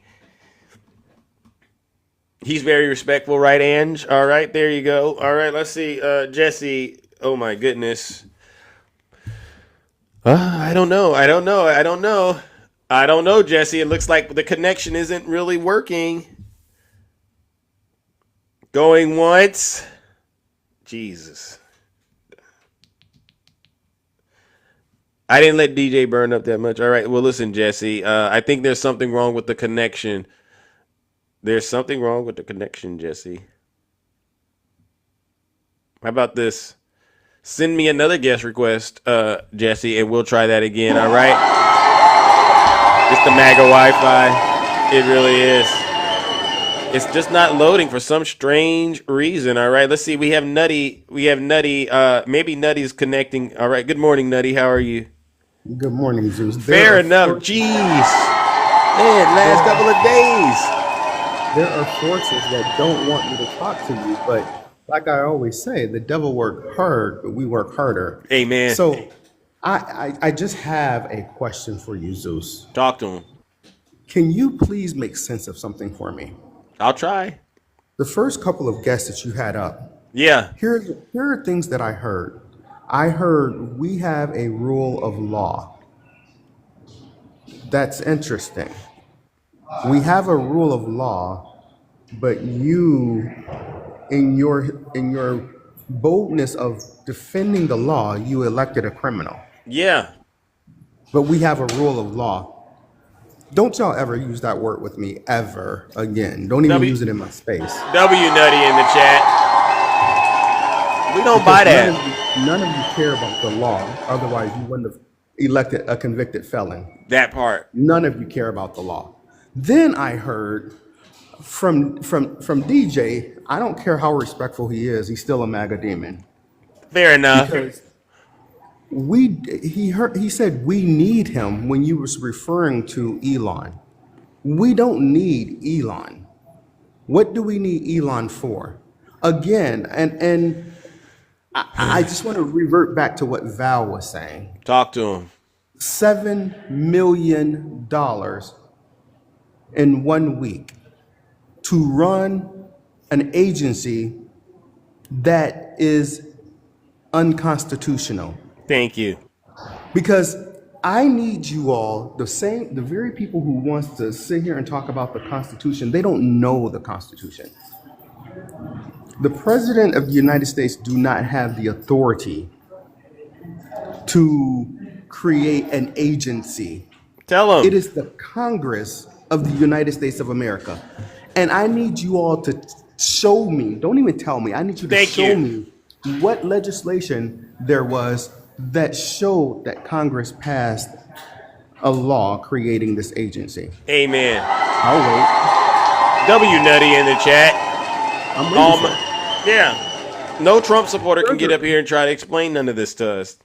Furthermore, how in the world do we think that the world's richest man is truly W Ange, thank you. Is truly trying to save us anything? The only thing that he's trying to do is save himself from going to jail. Just like Donald. Yep. And trying to find out how he can enrich himself even more. Now, I think, I don't know if it was you. I think it was you that was talking to the one demon that said Terry that Elon gets most of his wealth from selling Teslas from government contracts. Oh, I thought you were going to say he said he gets most of his wealth from selling Teslas. I was telling him it's from government contracts. No, that's what he said. But we do know where he gets his wealth from. So Yeah. how is it, Zeus? I'm just trying to make these are rhetorical questions. I'm just trying to make sense of it. How is it the man who's getting welfare from the government is trying to save the government money? Well, I have the first thing I could say: if you want to save the government money, stop taking government welfare. W Nutty in the chat. I mean, This is what we're talking about. Does that not make sense? It makes perfect sense to me. And it's just amazing that they never get up here and they confront Elon taking all this money, our taxpayer dollars. They never say anything about it, but they want to go and look at USA Aid and point out the condoms in Gaza. I mean, these people are sick in the head. And you know what's funny? They Swervin, he says it best. They are nothing more than just headline what? Hoochies. W Swerving in the chat. You're headline hoochies. They will read a headline, and instead of reading the headline and then going and doing research and finding out what's true and what isn't true, they take it and say, "Oh my God, see, just like the whole condom things in Gaza." Yep. They didn't go and read that. They didn't go read what's truly the case. But another thing that this MAGA Damon said. Talk to him. W Rick in the chat. Thank you. Rick in the chat. Yeah, W Rick in the chat. He said I'm floored over here. He said that he makes his money off of TikTok. Sir, Zeus said this to you earlier. Who created this whole thing on TikTok? It was Donald John Trump in his first administration. And you brought up the fact that President Joe Biden signed the TikTok ban. Do we know why President Joe Biden signed the TikTok ban? It wasn't President Joe Biden going after TikTok. What did the Republicans do to get President Joe Biden to sign that TikTok ban? Because y'all always we know what they did, Nutty, but they don't want to talk about that. But you know, they're always screaming whenever we bring up the border bill. What is the first thing they say? Oh, there was a lot of pork in it. There was a lot of pork. It's interesting because how did this TikTok ban get signed? Because the TikTok ban was pork. Yeah. It was pork that was included in another bill. It was an aid bill that the president was going to send aid. Thank you. So dreamy, keep dreaming. When he signed that bill to give aid, it signed the ban. Yep. So dreamy, keep dreaming. Unfortunately, the president does not have a line item veto where he can go in and say, you know what, I don't want to sign that. I can veto. He doesn't have that ability. Thank you. But you know what? Maybe he should, because you know Donald Trump is showing that there's no limitations on the president. So maybe Biden should have done that. Thank you. So I'm just confused. So any other you MAGA demons that come up here, I will be the first person in the box requesting in all caps. If I ever hear you say law and order and egg prices, because this MAGA demon also said, have you heard the avian flu? Dude, you didn't know what the avian flu was until we told you what it was. Thank you. We told you that President Joe Biden had nothing to do with the egg prices. We told you why the egg prices cost $4 a dozen. Yeah. But wait, where are egg prices today? They're almost at $8 a dozen. And not one. They're 14. I've seen photos. 14. Remember Red Lady Red? She told us this back in the day. Maybe she was prophesying that Trump would be president, and she spoke on it at that level. But at the time, it wasn't really that. These eggs are $14, $15 for a dozen of eggs. But you know what's funny? Now that we're here in this moment, and their Lord and Savior is at the throne. Yeah. Now they want us to be reasonable and say, "Oh, guys, it's the avian flu." Nope. I'm not going to let them use that. No. We couldn't use the avian flu when it was really happening under the Biden administration. So we're going to be selective. We're not going to use it today. Thank you. See, we have selective memory. Thank you. Please, and I Nutty. choose not to remember that it was the avian flu. Fair enough. All right, brother. All right, man. All right. I might have to bring you back up, Nutty, depending on what we get into. W Nutty in the chat. All right. So listen to you, Trump supporters. I want you to all to understand, especially MAGA, if you get into this show and you start lying, it's either me or somebody else in here. They're gonna get you. So that's why when they get up here and they start spewing their lies and their talking points, we know, first of all, you didn't come up with that yourself. It came from Elon or Trump, okay? And then we also, some of us, we've done research into various areas of these lies, and we'll instantly be able to debunk you. So if I were a Trump supporter and I got in the box, I would humble myself and just start asking questions. Come from a position of humility, all right? Take a picture out of Big Zeus's. Take a page out of Big Zeus's. You know what? All right, I'm gonna bring up. Okay, we'll try it again. Jesse, listen, Jesse, we can't keep playing hot potato this morning. All right, fine. Oh, you're working. No, I'm back. All right, what was that all about? I mean, you know, people got to get up and go to work and stuff like that. You just can't be popping in and popping out. Are you okay? I am. I have a lead service that I pay for, and I can't not answer those calls. So when they come through, it's a answer it or waste money. Okay, fair enough. That's how we as a country have been wasting so much money. I don't want to waste it. Okay, fair enough. Now, where were we in the conversation, if you don't mind, picking up where we left off? You were speaking about, I forgot, Trump and providing immediate relief to the American people. If we could pick up from that point of view before you end up having to take another call, I won't, because they only send me about one a day, so I'm all yours, my man. Oh, well, listen. Are you going to turn the camera back on? We were having a nice little situation up here. All right. There you go, ladies and gentlemen. All right, so Jesse, you're back. Donald Trump's been in the office almost 3 weeks now, and my concern right now is he's going to get us into another war. How do you feel about that? Which war? He's talking about taking over the Gaza Strip, right? And I just have a strange feeling that a lot of countries, they don't like that. I seen a list of countries that condemned it. All the countries in the European Union, they say that's a bad idea. And it even went as far as Putin himself saying that's a terrible idea. But he keeps insisting that that's what needs to happen. And they say, well, sir, where did you get that suggestion from? And he says, I just thought of it. So I'm concerned that we're going to get into a war, especially, you know, during the campaign. He said things like, oh, it'll never have happened while I was president. What are your thoughts? Indicating he said it will never happen again. We won't get into another war. When he remember during the campaign, and he was talking about the conflict with Ukraine and Israel and the H group, he said it would have never happened if he was president. So and you all, your party, they were talking about these forever wars that the Biden administration was getting us in, and then World War III and stuff like that. You remember this stuff?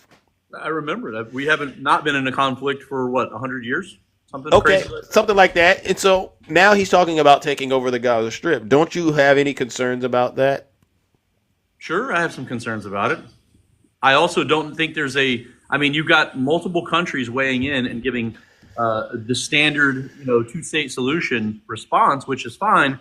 But how do you keep people from doing things like October 7th? Yeah. I mean, how do you? I have a friend of mine who lives about maybe a quarter of a mile that way. I know you don't know where that way is, but yeah, his family is living in Israel. I have two friends who are investors that work in my business who were there during October 7th, and that sucks. Now, what's happening to the Palestinian people, that sucks too. I hate that. But don't you think the United States should mind its own business? Probably. And so because that's the thing you all were telling us, right? I need to stay out of everyone's business, and it should be America first. So my concern is, so we want to rebuild Gaza, but we don't want to help the people in North Carolina and East Palestine and in Florida, and then these wildfires out here in California. Where is his priorities at? Don't you see the issue? Sure. I'm not going to agree with the entirety of everything that's said. There's things that I disagree with.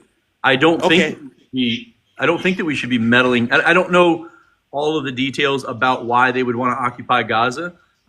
Maybe it's contracts to go in and rebuild. It's like, every presidential administration, whether it's red or blue, wants to do, and they go into Ukraine and they go, hey, we get all these government contracts, and now we have rights to all these rare earth minerals. And there's two spots on this planet that have absolute, perfect fertile soil for growing. You know where those are? Where? The Midwest and good old Ukraine. Oh, so you're okay with us, supporting Ukraine? Yeah, I mean, honestly, I do. So you understand that Joe Biden was actually doing the right thing then? When he was supporting Ukraine, you don't think so? You just said that we should do it because we got to get those rare earth minerals. So here's the. I don't think we should go in and take somebody's unwanted. If they don't want us to go in and take their stuff or become a part of the United States, we should leave them alone. Like Greenland and Canada and Panama. Yeah, Greenland. There's been ideas floated, and I don't know whether it's been fact checked or not. But I think Greenland has wanted.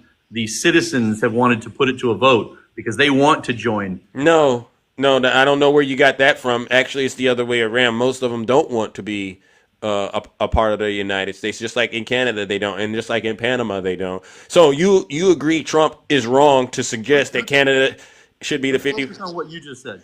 You said Panama, right? Yeah.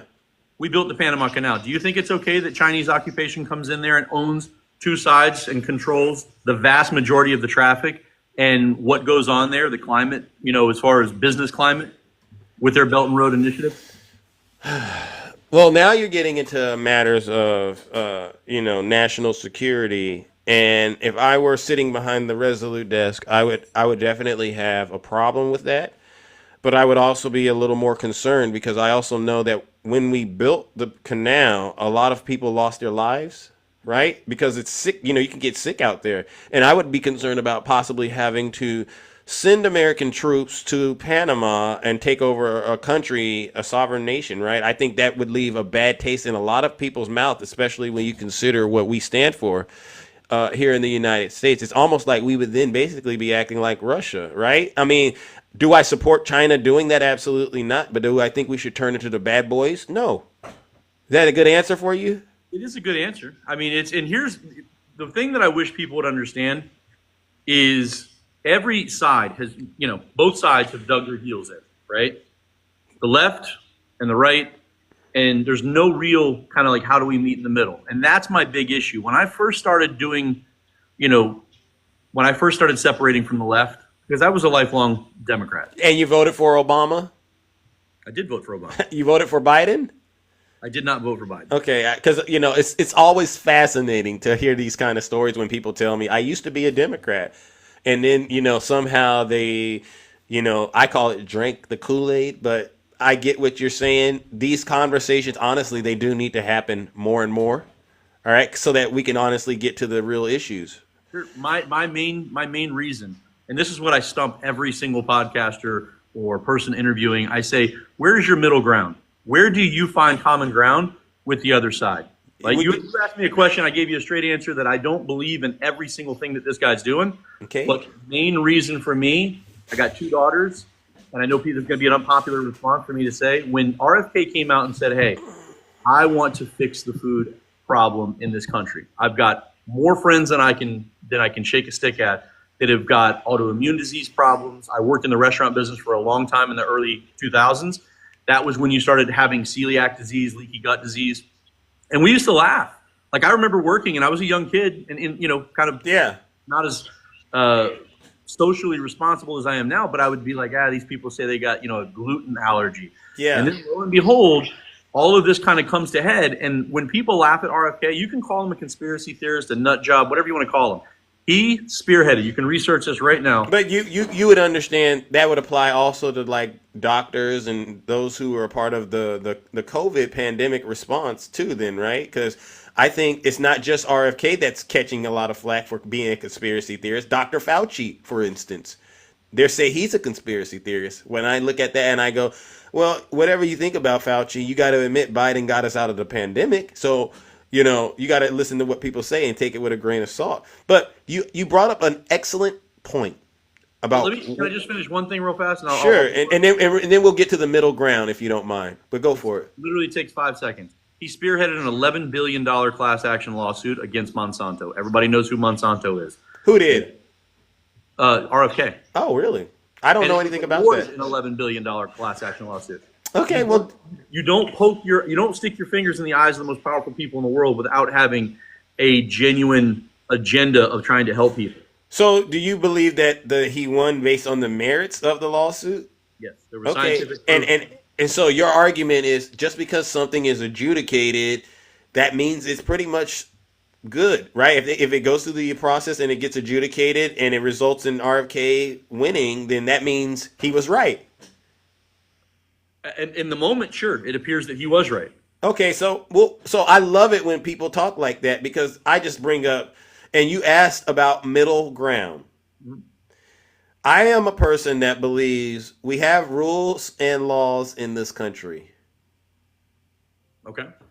And regardless, we all got to play, regardless who you are, we all got to play by them. And if you go through that, you know what I call it, dojo, or you go through that battlefield, for instance, and the outcome is not in your favor, that most likely means whether, you know, a jury of your peers looked at the information and said, you're wrong. Mm-hmm. Right? Yeah, sure. And I'm glad that we can agree on that. The issue that I honestly have, and this is where the middle ground is a real serious issue. A lot of us know Donald Trump had a lot of court cases, civil and criminal. Wouldn't you agree? Let's just look at the fraud case. He was found to have committed decades worth of fraud. Do you accept the results of that? So it's a good question, right? Right now, and I can turn on my computer, and someone in the thing said I'm itchy. It's not that I'm itchy. I live in Florida. It's hot as hell. I can't. And I keep sweating, so I'm trying to like keep my. But anyway, back to what I was gonna say. I can log on right now to Jacksonville, or let's just say Hillsborough County, Tampa, right? Yeah. I can W look. Rick in the chat.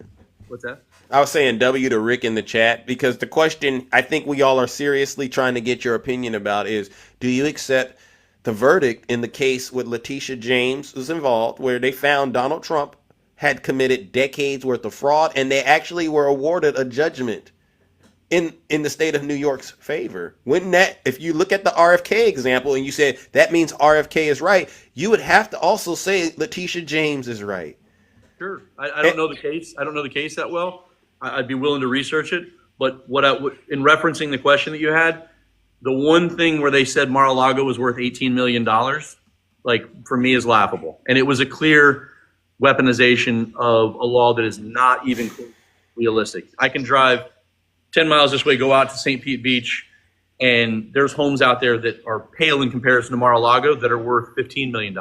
When you get to county records and you see what's called the assessed value, every home is depressed maybe, I don't know, 70, 80%, sometimes, depending on what time they're assessed, really 20% less than what their actual value is. But it was just not, it wasn't an accurate, you know, they said he overinflated his assets. And that's between him and the bank. But this Letitia James, I can look it up. How do you spell her name? Letia James. Trump said his property in Mar-a-Lago was worth $1 billion. So who's really telling the truth, right? But if we stick to the middle ground argument you've been making, you would have to concede that Letitia James is right because she won the case. Yeah, if she won the case, yeah, I would agree with you. Yeah, so that's the middle ground, and this is where we're having a huge problem with a lot of people who voted for Donald Trump, or as I like to call them, MAGA, or people who got the MAGA demon. Another example of this would be the New York criminal case, the one that he was found guilty in that case. You know about that one? You know a little bit about that? The one where they changed the law? I don't know about that, but it's the one that he's got 34 felonies. I mean, I'm familiar with the 34 felonies. I don't know which individual case you're referring to. The one that involved the reimbursement, the hush money payments is what they call it. Remember that? So here's an interesting thing, right? You talk about middle ground. Just a couple years ago, I was so ticked off. And I was like, why would you go after somebody for that when you have such a stronger case in a phone call where he's sitting there going, I need to find 11,000 votes? Who cares about hush money? When you've got a phone call of a man sitting there going, hey, I need to find 11,000 votes. In my opinion, that is way more egregious than paying someone side money. Do you know who John Edwards is? Ran for president? Yeah, I know who he was. Yeah. Found out he had a baby. He's a Democrat. Found out he had a baby. You don't hear people lambasting that guy. Is he working in government? What's that? He's not in government now. He's not in government. Okay, well, but he got what he deserved out of that, though, as far as I'm concerned. That's why he's not. He was held accountable. Was he prosecuted? Yeah. No, he wasn't. He wasn't prosecuted. Yeah, he was. From what I remember, he was. But he didn't, they dropped it at some point or something like that. I don't know. And he's not even in politics. But again, let's not get on the Democrats. I want to stick to this middle ground thing because I think you and I are going to we're going to make a lot of progress together. So you agree with Letitia James that Trump committed fraud. Thank you. Well, now, can I correct that? Based on what you said and the merits of being fought, yes, if that's the case. But I haven't researched the case, so I don't know. But in the RFK example, I haven't researched the case either. So I'm just taking your word. If the judgment was in his RFK's favor, then guess what? He wins. Agreed. So if it works for RFK, it has to also work for Donald Trump. We have to agree Trump committed fraud. Okay, sure. Now, let's talk about him being a criminal. Okay. We have to agree that he had an opportunity to defend himself. He could have taken the witness stand himself and said, I'm innocent. Right? He didn't do that. Okay. Why do you think he didn't do that? I don't know. Again, I don't know the case in detail. I mean, imagine any criminal case. Why doesn't the defendant get on there and testify? Probably at the advice of their attorneys. Yeah, and why would an attorney possibly say, hey, you probably shouldn't get up there? Because the state brought in, I think, 22 witnesses. They had journal ledger entries. They had copies of invoices. And get this, not one of the witnesses was a Democrat. Mm-hmm. So he goes through that process, and it turns out he's guilty of 34 felonies. You have to conclude that Donald Trump committed those crimes. He's a criminal. Okay. Right? We're on the same page? Because of the law, right? Right. Okay. That's how most people end up in jail or prison, right? They broke the law. Mm-hmm. So don't you agree that he's a person that's committed fraud? He's a criminal. And you brought up another point about these other cases that he was indicted in, where you said the evidence was actually stronger. Yeah, I personally think when I was anti him, I was like, this is insane. This is something that I would pursue. I wouldn't pursue hush money. That's your opinion, but you're not a district attorney and you're not a prosecutor. But it's interesting that the one case you thought was the weakest is the one that actually stuck. So from a thinking man's perspective, you have to then say, if that's the weakest case and it stuck, he pretty much most likely is guilty of these other ones. Okay. Right? I wouldn't say that until I've reviewed the case and examined all of the evidence myself. I can say yes, what's been presented. Who was the guy just not too long ago that was presumed innocent that they executed? He was a black fellow. I can't think of his name. I don't want to get into that. I've heard about so many of those cases. But he was an innocent man and they prosecuted him. So are you suggesting by the merits of the law, he was found guilty, but they still prosecuted an innocent man.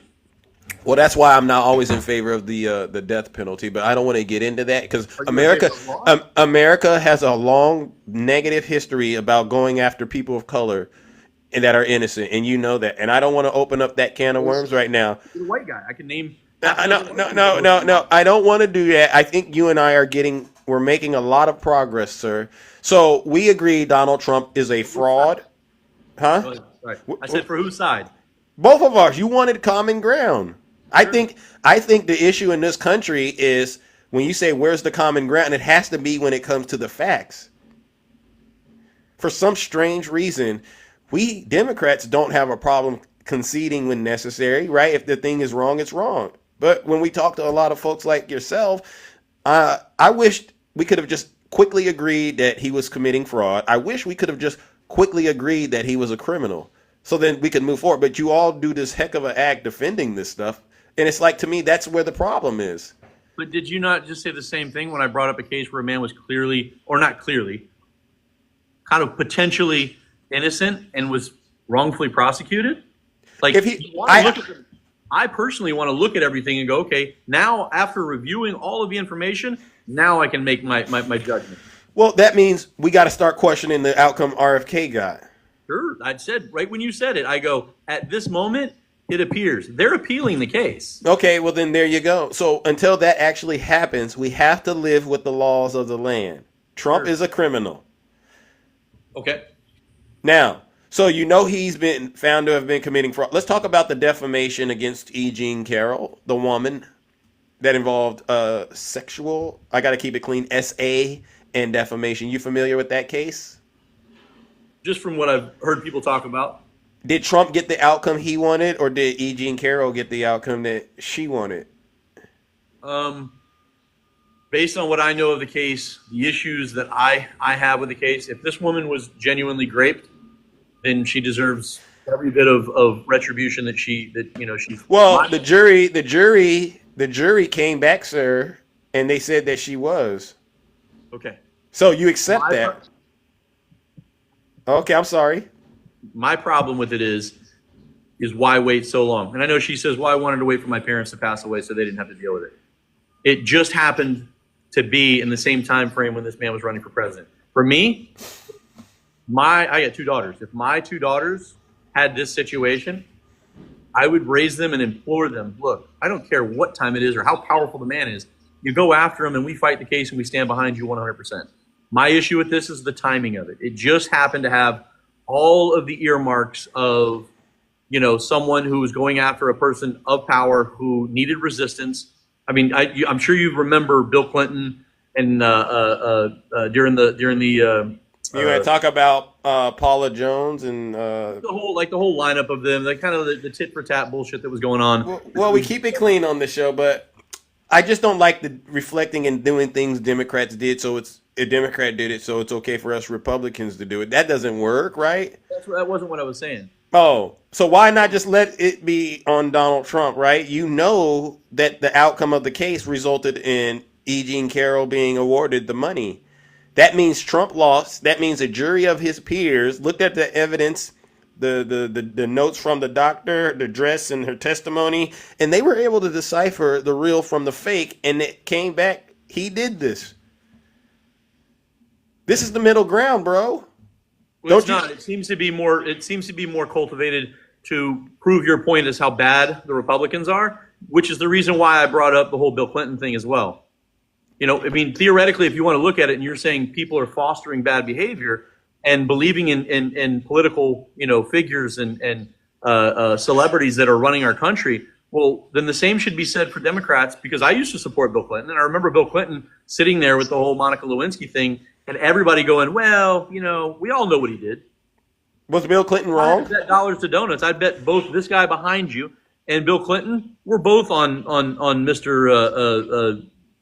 Loser's Island out there in the Caribbean. So hold on. Let's make sure we put this to bed. We agree that Donald Trump did what he was found liable of doing in the E. Jean Carroll case because it was adjudicated and the results came back. He's guilty. And that, I get it. It's not criminal, but for the sake of what we're talking about, he did S.A. E. Jean Carroll and he defamed her. Somebody in the comments just said that it was consensual. Do you know why now it's such a big deal of a person in power, which clearly I don't think of a more powerful position in our country. I see. Than be the president to go, hey, I'm in there. And they're like, they think that's consensual. Any person who has if I owned a company and I walked in and I said, hey, I want XYZ from you. Do you think that person's going to feel very powerful in knowing that I own the company? I'm asking for X. And they're going, oh, it was consensual. The hypocrisy is just absolutely astounding and laughable, man. It is on both sides. But I don't want to talk both sides. I love the theme middle ground. I'm big on middle ground. There's nobody that loves middle ground more than Big Zeus. And I catch a lot of heat for actually trying to find the middle ground. But what we're having a problem with from this discussion, and I don't know you, but this is our first time talking, and it's been very, very serious. Why can't we just accept the fact that he's a criminal and that he did S.A. E. Jean Carroll, all right, and that he did commit these falsifying of the business records? That should be the easiest thing for us to accept. Because Why? Because it's a point that validates your. It's the truth. If it was up to me, Jesse, and I will be honest with you, I'll put my hand on a stack of Bibles. I would have a completely different story about Donald Trump. And it would be way worse than what I'm telling you now. Like, to me, this is just the tip of the iceberg of what I really think he's done. But if I don't have any proof, I can't put that energy on him like that, right? I got to be balanced. I got to be measured. I got to be balanced. And I got to do it based on the facts. And I'm going, no other human being in the United States could have all of that going on. And people would say, oh, that's totally weaponization. That's not true at all, and give them the benefit of the doubt. Especially when I look at and I see how quick people are able to demonize immigrants and those who are less fortunate. You know what I mean? So something's going on up here.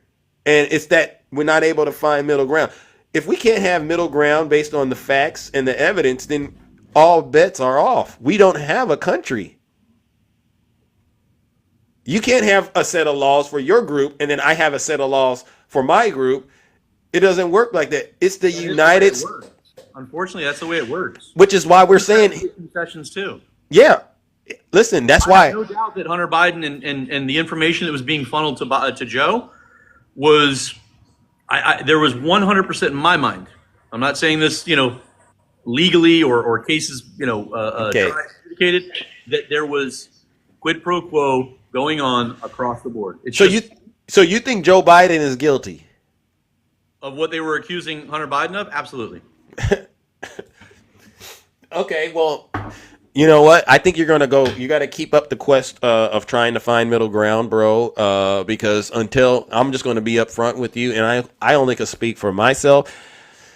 Until you all start being honest about the facts in this country and the laws in this country and stop pretending like you're for law and order when you're really just for your own party, there's not going to be any middle ground. And you know that, and I know that. I mean, I believe you believe what you believe, but you can't expect people that have been out here busting their rear ends to try to stay out of trouble and follow the rule of law. You cannot expect us to then turn around and watch all of you violate the law and then say, oh, that's acceptable. Yeah, we should all come together. It doesn't work like that.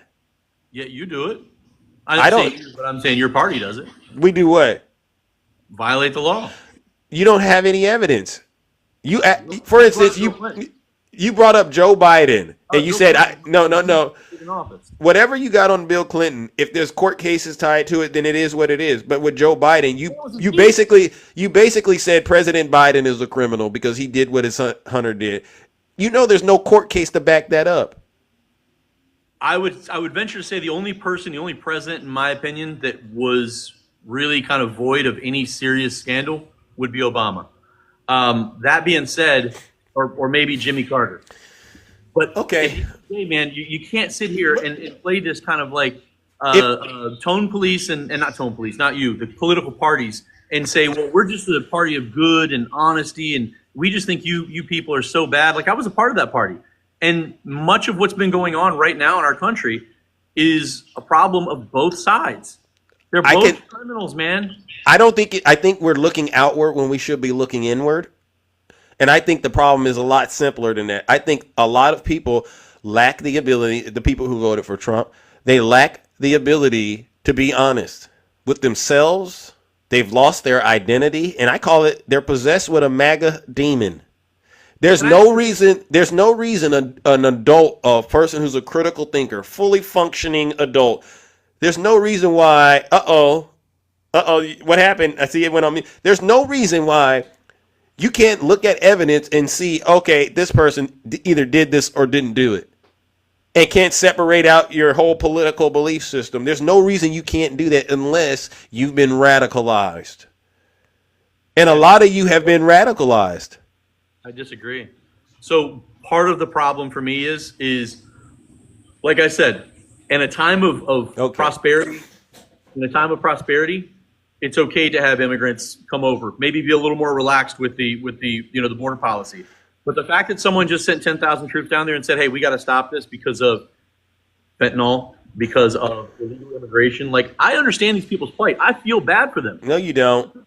Sure, I do. No, you don't. I've heard. I've been in enough situations when person starts off saying, I feel bad for you, or I didn't mean to do this, but, and they do that little thing. Oh, I don't buy that. If you really felt bad for these people, you wouldn't have voted for Donald Trump, who's literally waging a war against If you them. believe in the rule of law, is illegally immigrating into a place that has an overburdened social system illegal? Is that, I mean, they're breaking the law. If you came into this country illegally, I believe you broke the law, right?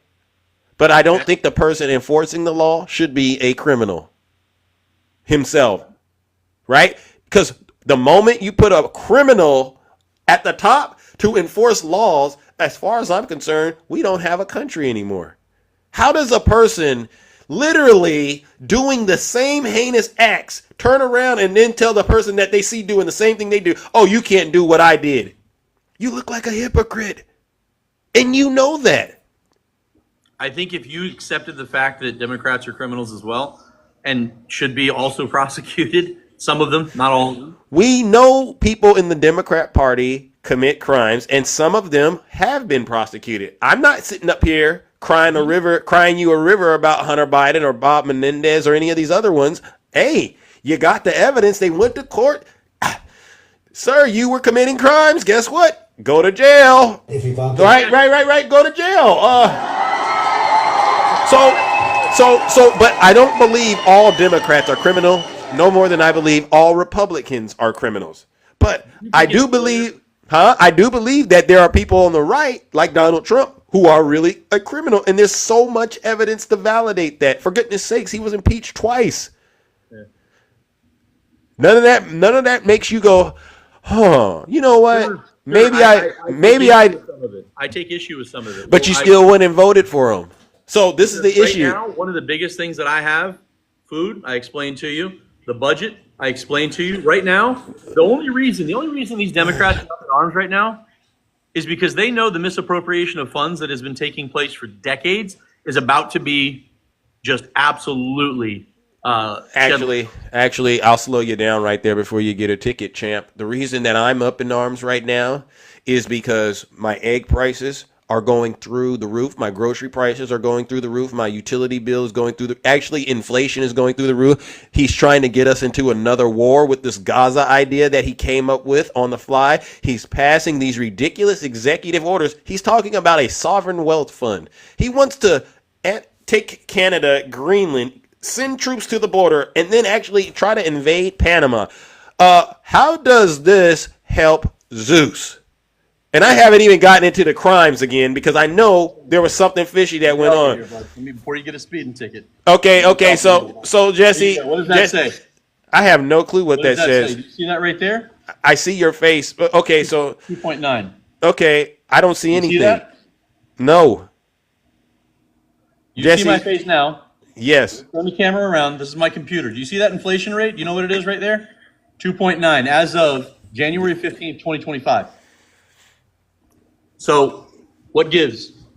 If you want to talk about that, I'll say W to Joe Biden. All right, Jesse, I didn't see a thing. What I'll do is this.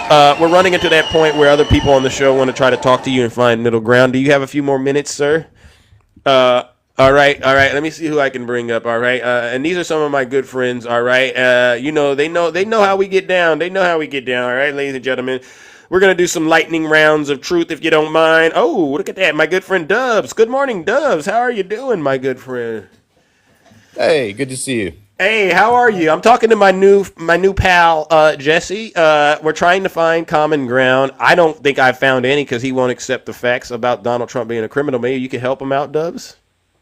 Well, I mean, Trump is clearly a criminal. He's a fraud. According to the state that he lived in and did business, he can't run a business there anymore because he defrauded the state.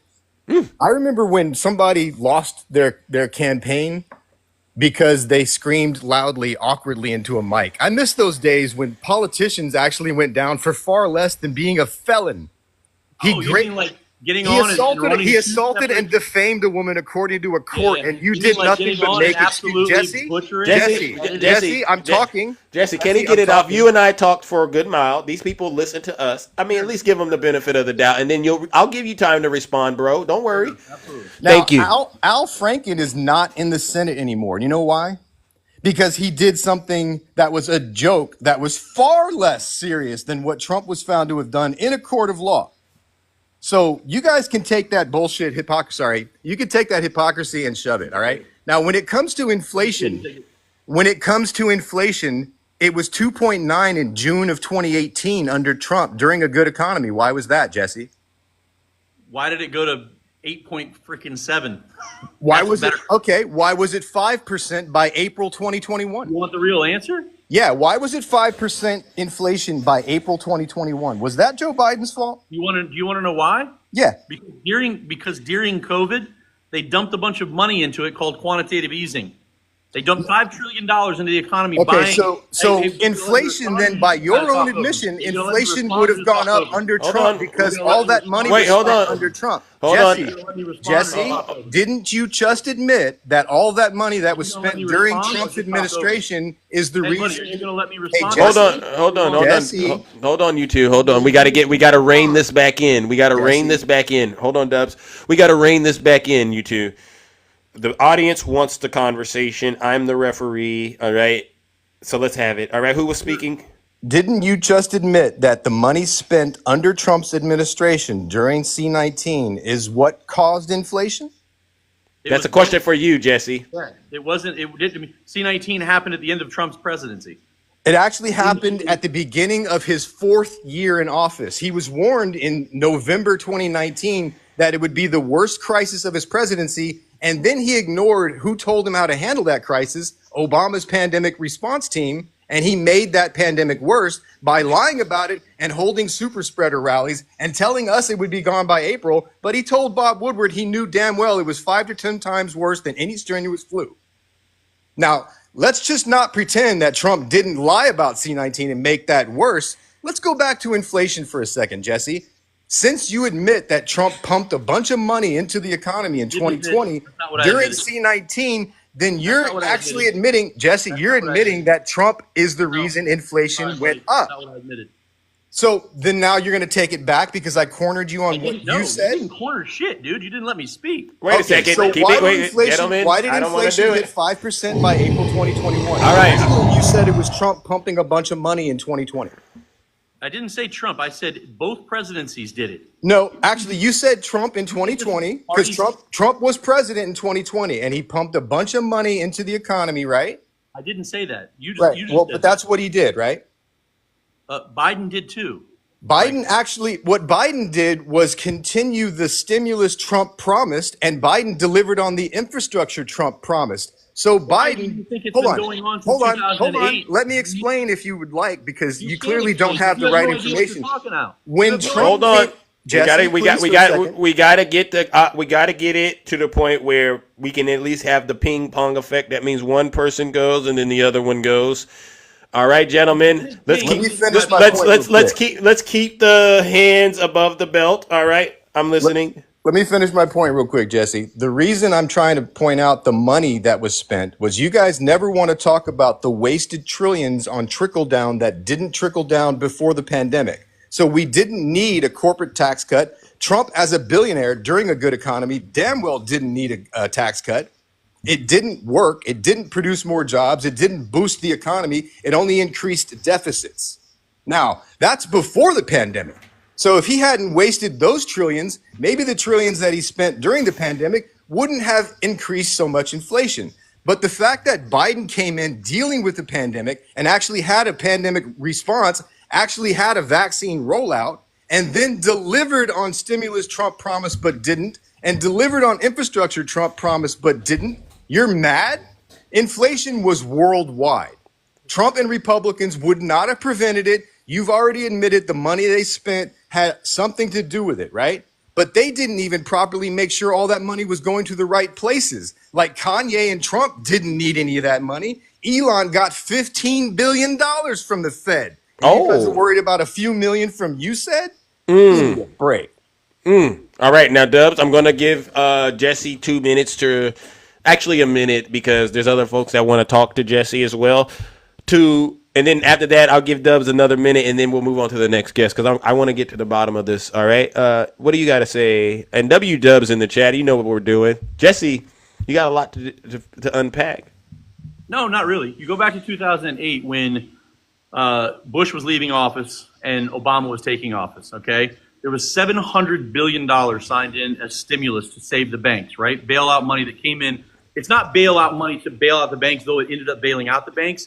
It was supposed to be to keep the economy going instead of just completely crashing. Who signed TARP? I'm just going to hang up, dude, if you're going to talk. Who signed Hold on, TARP? Dubs. Hold on, Dubs. He's still got a little time left. Please. You're going to get to, you got to, let him respond. All right? So you can't be of the opinion that it was all Obama. Like, I supported Obama back then, and I agreed at the time with what was being done.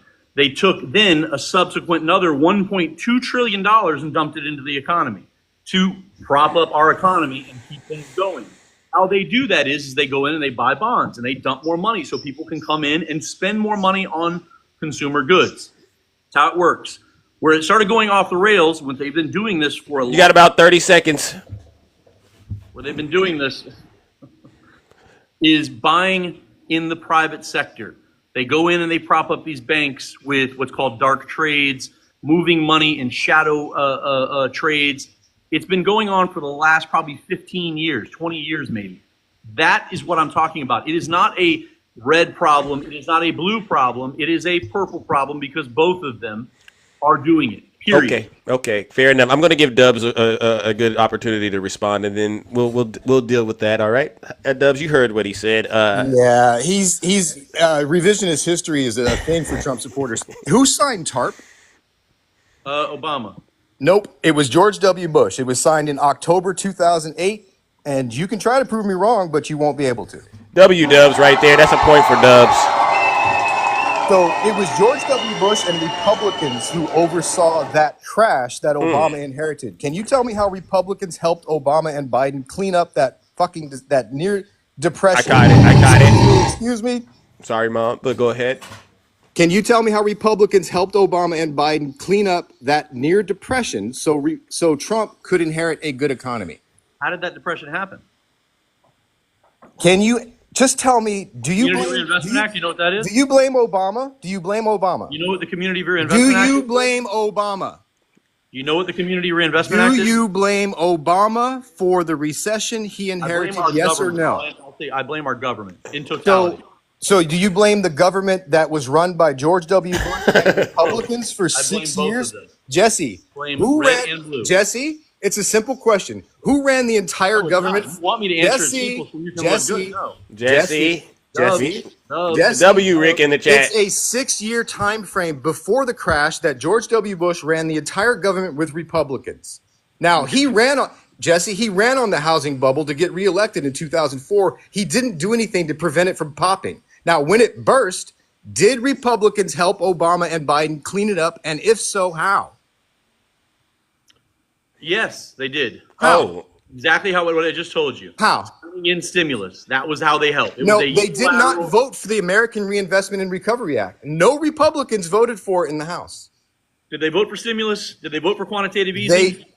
I'm sorry, the Fed controls quantitative easing. Congress does not vote for quantitative easing. Now, I'm going to ask you again. Did the Republicans vote for the American Recovery and Reinvestment Act, the recovery Trump inherited? Just say no. Just say no, Jesse. It was a no. All right, so listen. Democrats are the reason there was a recovery that Trump inherited. Thank you. And that's Dubs right there. Now, Dubs, I got to move it on. Some of your friends want to actually come up here and talk to Jesse, who's doing an outstanding job, trying to meet us in the middle. All right. But so what I want to do is say W Dubs in the chat. You all know who he is. Show him some love. Thank you, brother.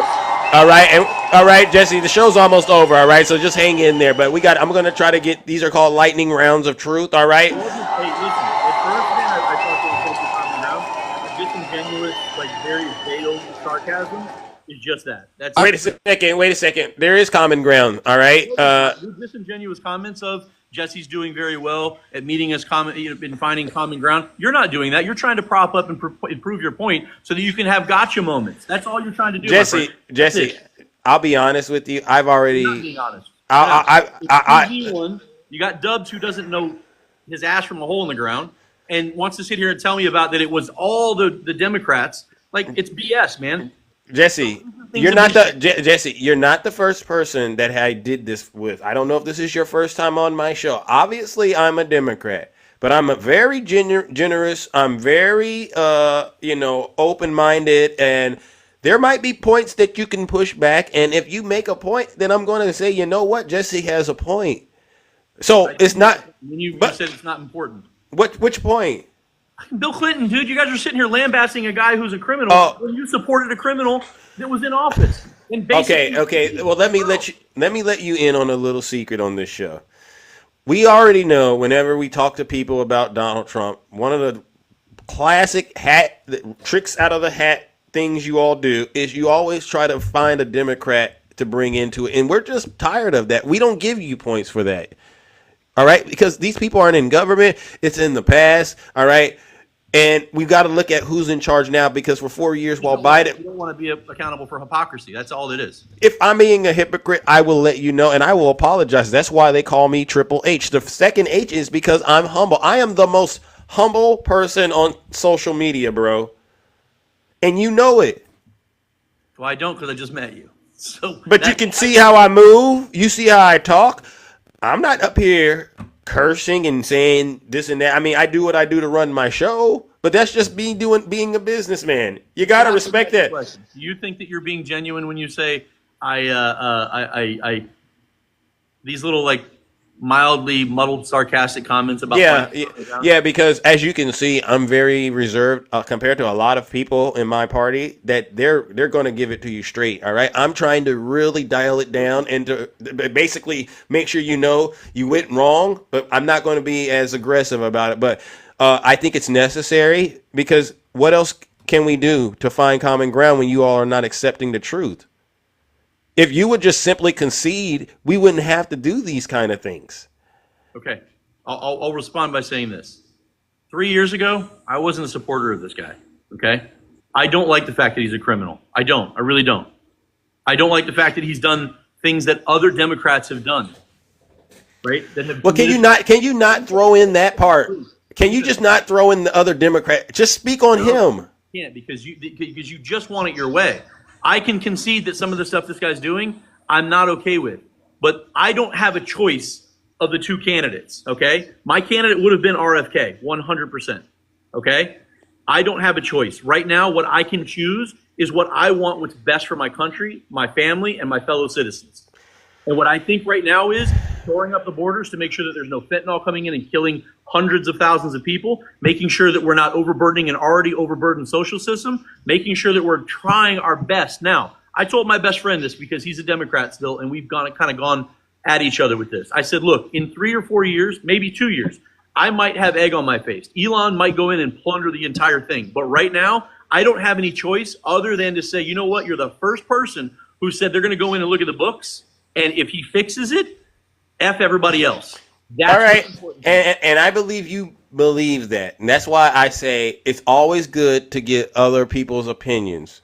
This is one of the rare shows where you're going to be able to actually hear from real Democrats. And I believe maybe you don't agree with us today, but you're going to get the real feedback, bro. I mean, you should be able to handle that. All right. I do it all the time on this app. People have nasty things to say about Zeus. I mean, you think people get out here and love me? Especially in your... Okay, so obviously I'm demonstrating to you that I've overcame all of these little excuses for why I can't just have a conversation with people. So I'm going to keep bringing up some of these people because this show is about to end, bro. And there's other people, and you're just going to get a good flavor about what people have to say about the things you and I have talked about. I don't know why that's so difficult, all right?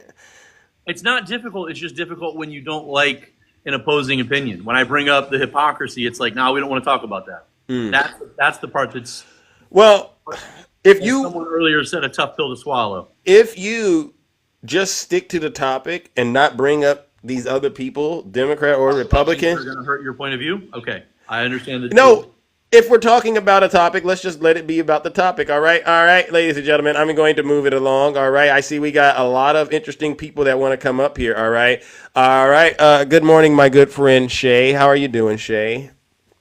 Good. How are you? I'm all right. How are you doing, Jesse? Hey, Hi. I'm doing good. Hey, how you doing? Good. Good to meet you. So here's the deal. When we talk about the difference between Bill Clinton and Trump, right? And we can all agree that Bill Clinton definitely handled some stuff in the slime ball way. We absolutely would agree with you on that. Okay. The Monica Lewinsky scandal was absolutely horrific. It was ridiculous, and we all agree he's a slime ball, right? The problem that I have with you comparing us choosing over Clinton and you voting for Trump in 2024 is that Bill Clinton was already in his second term when the Monica Lewinsky scandal happened and he got impeached, which means, Jesse, he was not rerunning, nor could he rerun for president. Agreed. So we were stuck because it's as we know, impeachments are political, right? They're not criminal. They're not by law, correct? They're not. They can send it to the DOJ, but If I'm correct, it has to be approved by both Congress and the Senate, correct? that is correct. That is correct. And then Bill died in the Senate. I'm pretty sure. it did. Absolutely. Okay. Which is what happens, right? The House impeaches, right? Which was run by the Republicans at the time. It was political hit job, Ken Starr, that whole thing. Then it goes to the Senate, which the Democrats had more of the majority in the Senate. Okay. So he wasn't removed. Okay. Trump went through the process twice. He was not removed from office. Okay, we know all that.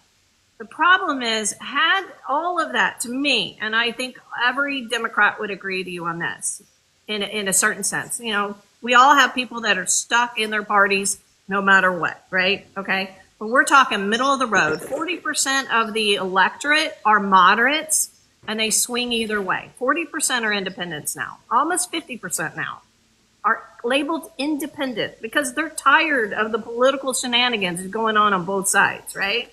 Mm-hmm. But I guarantee you, Bill Clinton would not have won re-election had he done what he did. If Whitewater was exposed, he was impeached, he had an affair on Hillary, all of that, and he was rerunning in 96 when that happened. He would not have won, sir. And W. Shay, and it's context. He presented a good case, but I think that he would have I remember watching an interview afterwards where Bill Clinton was at a Manhattan some sort of a presentation where he was playing the saxophone is what he's famous for, and they were showing George Bush come on and he just his crowd size sucked. No one was paying attention to him. I personally think he probably would have won again. Well, Bush wasn't running against him in 96. I'm saying No, I'm saying talk about 2000. You said if he'd have reran again in 2000. Right, but he couldn't have, right? What I'm saying is, had he done everything from 92 to 96, right, in his very first term, he would not have won in 96, is what I'm saying. Okay. So, and you can look at it in 2000 as well. Bush, when he was running against Gore, that was one of the tightest political presidential races outside of Nixon and Kennedy, correct? Yeah. It was hyper tight. It was won by one set of electoral college votes from the state of Florida. It was won by 500 votes. It had to go to the Supreme Court in 2000. The hanging Chad. Yeah, hanging Chad, pregnant Chad, swinging Chads, like all of that stuff. So that's how we look at it is how when the guy went through so many criminal courts, was impeached twice, was, found, liable of SA. Yeah. And you still said, and I know your choice was RFK Jr., and I don't even know where to go with that. That man is insane.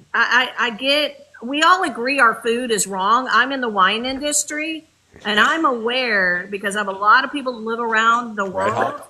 Then they're like, the food is so bad here, Shay. I get that. 100% get that. But when Michelle Obama was running better programs for children to eat healthy in school, she got annihilated for that crap. Yeah, I mean, I disagree with that. I hate that happened to her. I like Michelle Obama. Like I said, there's, just 3 or 4 years ago, this would have been a completely different conversation. If I were the two of you, and the rest of the Democratic Party, I would be asking, why are the disenfranchised members that have now maybe partially converted, why are they converting? What is causing them to do what they're doing? And I mean, I have a very straightforward answer, but it's no one is asking that question. We lost the social war. What is the answer? We lost the misinformation campaign. That's what we lost. Very simple. I have a compassion for transgender people. I hate the fact that they, have internal struggle, whatever they have to go through, it sucks. It's not a marquee argument that should be having when we have big world issues where countries are trying to actively take us down. Like, it's not something that should be a forefront in our arguments. It shouldn't. So we're making this a huge social issue. But who made it the issue, though, Jesse? The left or the right, honestly, in the information systems, in the in all the campaigning? Who made it a big deal? The left or the right? I would say the left has brought it forefront. They're the ones that are. No, I disagree, because it's the right that demonized them over and over and over. And all we were trying to do, I'll agree with you to certain degrees on this, Jesse, but what we were trying to do is defend and educate people about transgender, because they were absolutely just what was being said, and the demonization of a few people, that a few trans athletes and a few this and a few that. It's like, what are you doing? Why are you demonizing a group of people when there's very few that are existing anyway? So we did spend a lot of energy defending and educating. But we in no way are sitting here saying, making it a big deal. But it was the right that kept making it such a huge deal. And you see him with all the little white girls behind him signing the anti-trans and the athletic stuff the other day. I mean, what is going on here? You're falling for the propaganda, man. No, I'm falling for Why was it all these little girls under the age of 10 surrounding him? I saw and I only say this because of its significance in the moment. He's a content creator, black guy, who comes on and he says, I think he's from Texas, because he mentioned HEB and he talks about Cowboy, and he says, I can come on and say I'm the greatest cowboy, right? I can tell everybody I'm the greatest cowboy. And everybody can go, yeah, okay, cool, you're the greatest cowboy. And I can believe that in my heart. But when I try and tell another person they have to affirm that for me, that's an issue. That's where the problem is. I don't, let me finish my statement. I don't have any problem with a person saying, hey, whatever. I recognize or I identify as such. But when I'm in a grocery store, and this actually happened to me, I got my kid standing next to me, a guy is in a sundress with a beard on, and I say, hey, excuse me, sir, backed out of his way. I didn't know if why he was dressed that way, whatever. And he looks at me and he says, and I said, dude, I'm the wrong one. I don't care about you being rough and tough. It's the wrong guy that you're going to be messing with. I apologize. I wasn't trying to be rude to you, but you make it clearly ambiguous for us to be able to discern one way or the other. So you've got a beard, I'm going to call you a guy. I'm sorry. And you shouldn't force me to call you what you think. You want to be that way? Make the full transition, and I'll happily, abide by something. But when you come at me with this just kind of like ambiguous nonsense, where it's like it's so vague. I get it. Okay, I get what you're saying. So I don't want to go too far into this because it's a very, very sensitive issue, and the way that it's being discussed, it's not being discussed to me in the right context. And I get that that's something you really feel a certain way about, and I completely disagree with the way you feel. But I just have to ask this question. That was the one issue. Yeah. That was the one issue that made you decide to put this deranged criminal in the White House. That was the one. It wasn't about the eggs. It wasn't about the groceries. It wasn't about the economy. It was just about that one issue? No, it was the deception. It was the deception. Well, why did you bring that up then? If that's you made it seem like that. Deception of what? The deception during COVID, like watching the unnecessary. Yeah, you might want to turn that fan up and cool off, because I can see right now you're getting hot over there, aren't you? I see it. Because you know you are on. The temperature in Florida is always hot. Okay, it's because you know that demon inside of you is. Ooh, that demon is doing a number on you right now. Please, Zeus, please, Shay, please, Zeus, don't make this demon really come out because it's coming. I sit here and I go, the deception.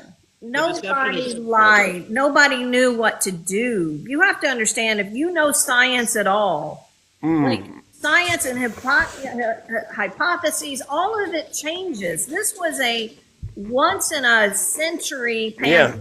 Yeah. Well, listen, Shay, I'm gonna bring up the next guest because we're gonna try to do at least a couple of more, and then I gotta seriously get up out of here. But this demon right here. Let her finish. No, well, I gotta move on. Shay, you want to say one last thing to him before you go? Because it's all good. I just don't understand how you pick you think RFK Jr. is this great guy when obviously his own family bashes him and tells you how nuts. You disagree with him. That's why. Wow. No, that's not what Shriver said about him.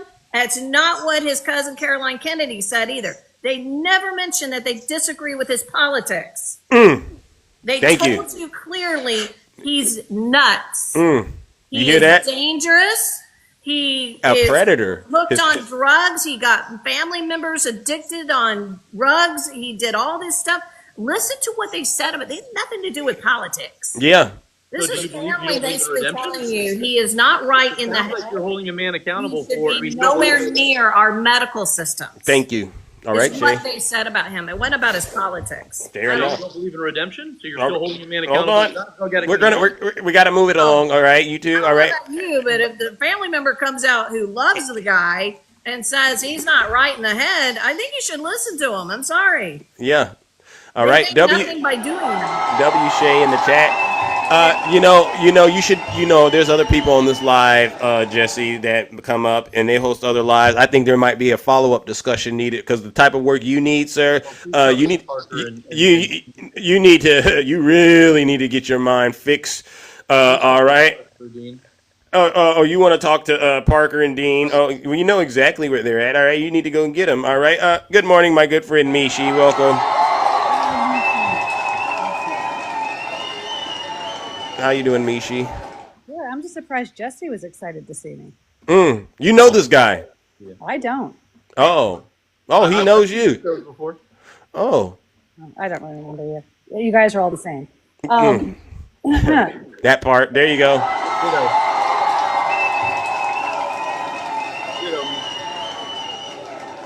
Propaganda and fear mongering and all the stuff that's going on right now about the wasteful spending, and you guys are up in arms about it, and it's like, oh my God, this is going and looking and doing an audit. That's just so criminal. And he's going to steal all these people's information and increase his net worth to $1 billion and $4 billion and $400 billion and $1. Come on, dude. Jesse, she hasn't even said a thing yet, and you're getting triggered, bro. You might. You're all the same. Did you not hear that? Do you all I see? watched Fox News all day yesterday, so I'm pretty sure I know your talking points today, Jesse. So I don't think you know Jesse, just put the fan on and let it do what it does because we can see it. We have no problem. No, turn it on, Jesse, but just let us see the fan blowing, cooling you off because we need to see how that demon is reacting. I'm sorry, Mishi. Yeah. No, we have no problem.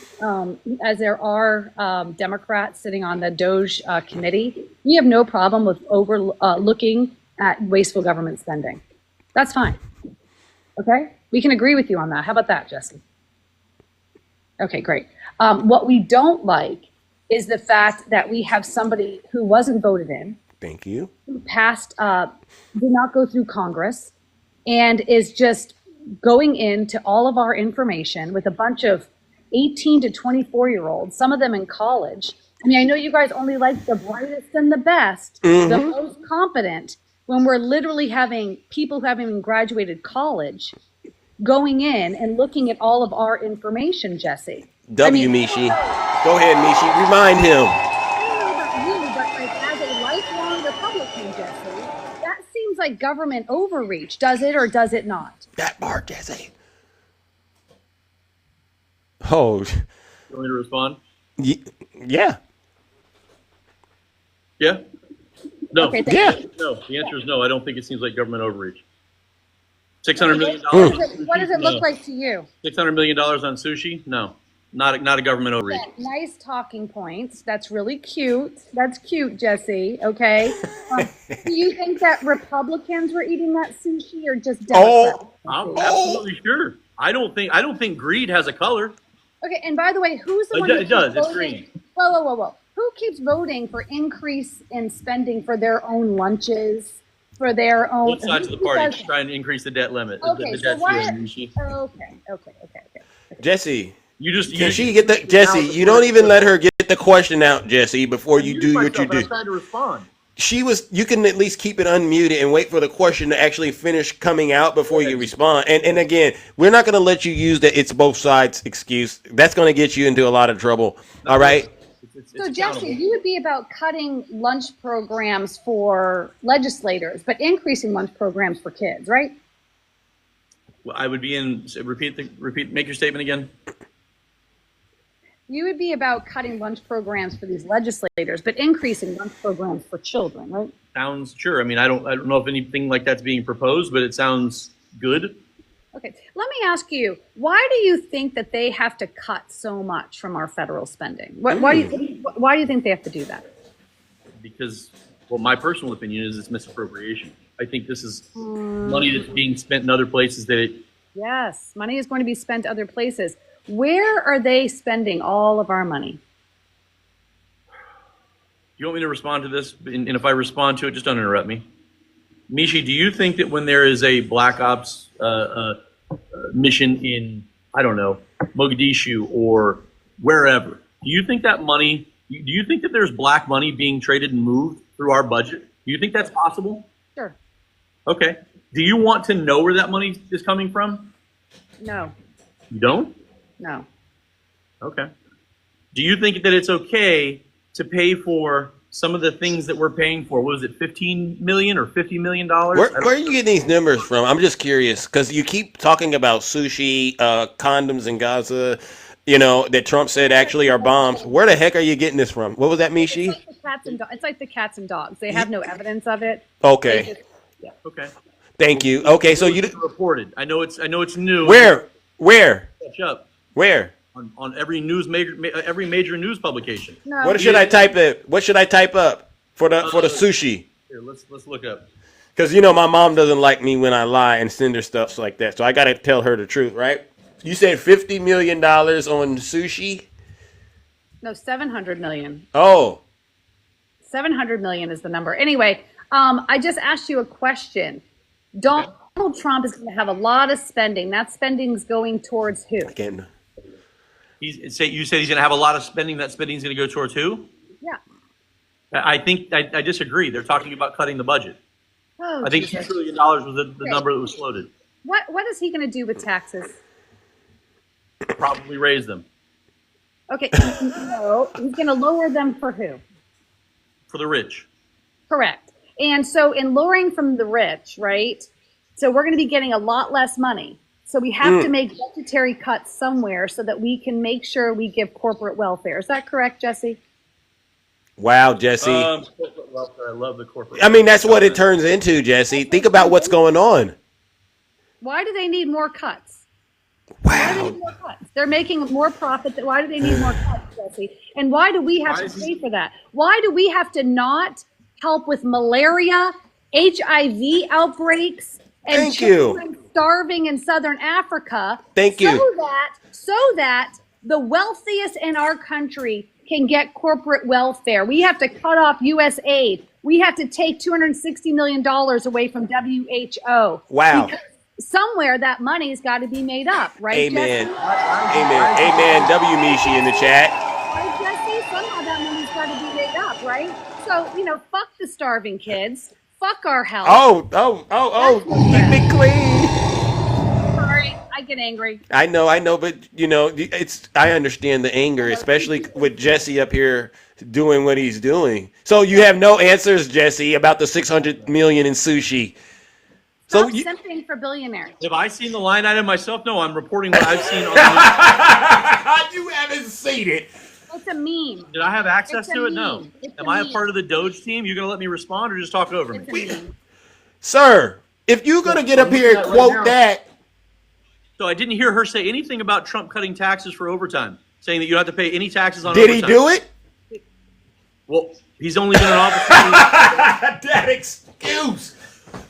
Okay, yes, because we're going to get rid of over, Jesse. So these things are all not going to be the way you think. Why is it always such a it's not going to get done when it's something that's going to benefit and show good grace for Trump, but it's going to be a guarantee that he's going to do it when it's corporate welfare, as you He's put going to it. be like Hungary. And He said he hasn't been in office long enough. He's going to be like Hungary. Wow. And get rid of overtime, dude. It's not going to be a good thing for America. You think it is. No, it's not, This is dude. crazy. This is crazy, Jesse, and you know it. Mishi is up here. She's basically she's cooked. She's definitely turned the temperature up. I can see it. You can't get up here and quote $600 million in sushi and then tell me you personally haven't seen it. You want to walk that back? 700 million in sushi. 700 million? It was 700 million in sushi. I'm looking for this right now. So anyway, Jesse, it's fine. It's fine that you don't care about starving children and you'd rather simp for billionaires. You do you. Hey, 600 million a year. Okay, it's from a post on X. All this money that was being spent. Jesse. You mention anything about our veterans, Mishi? Jesse, this is from X. You do? Then why was there Wow. less than more than $6 billion spent? Jesse, Or something, Jesse, $6 I gotta stop billion you. It came from X, Jesse. This 700 million, and it hasn't been verified. I looked all over the internet. It came from X. Somebody just posted it. Your claim of open and fairness, Jesse, you're because it so- seems to be 2v1, and anytime I speak, you interrupt me, and you just want to that's a W for Mishi. Yeah, you know why, Jesse? Because You want to be fair and balanced? Be fair and balanced. easily You want to let someone sit here and rattle off a bunch of manipulated. stuff with zero response? You're so This is easily what we're gonna get. manipulated, Jesse. You saw a post on X and then you regurgitated it just the way they want you to. Good boy. Good boy. You don't think the talking panels at CNN have been talking about this? Good boy, Jesse. Good boy. Jesse, I looked at it because I was curious about the information you gave me because I was going to give you the point. But when I looked into it, it didn't belong to you. So now I'm like, Jesse, now I got to question everything you're saying, bro.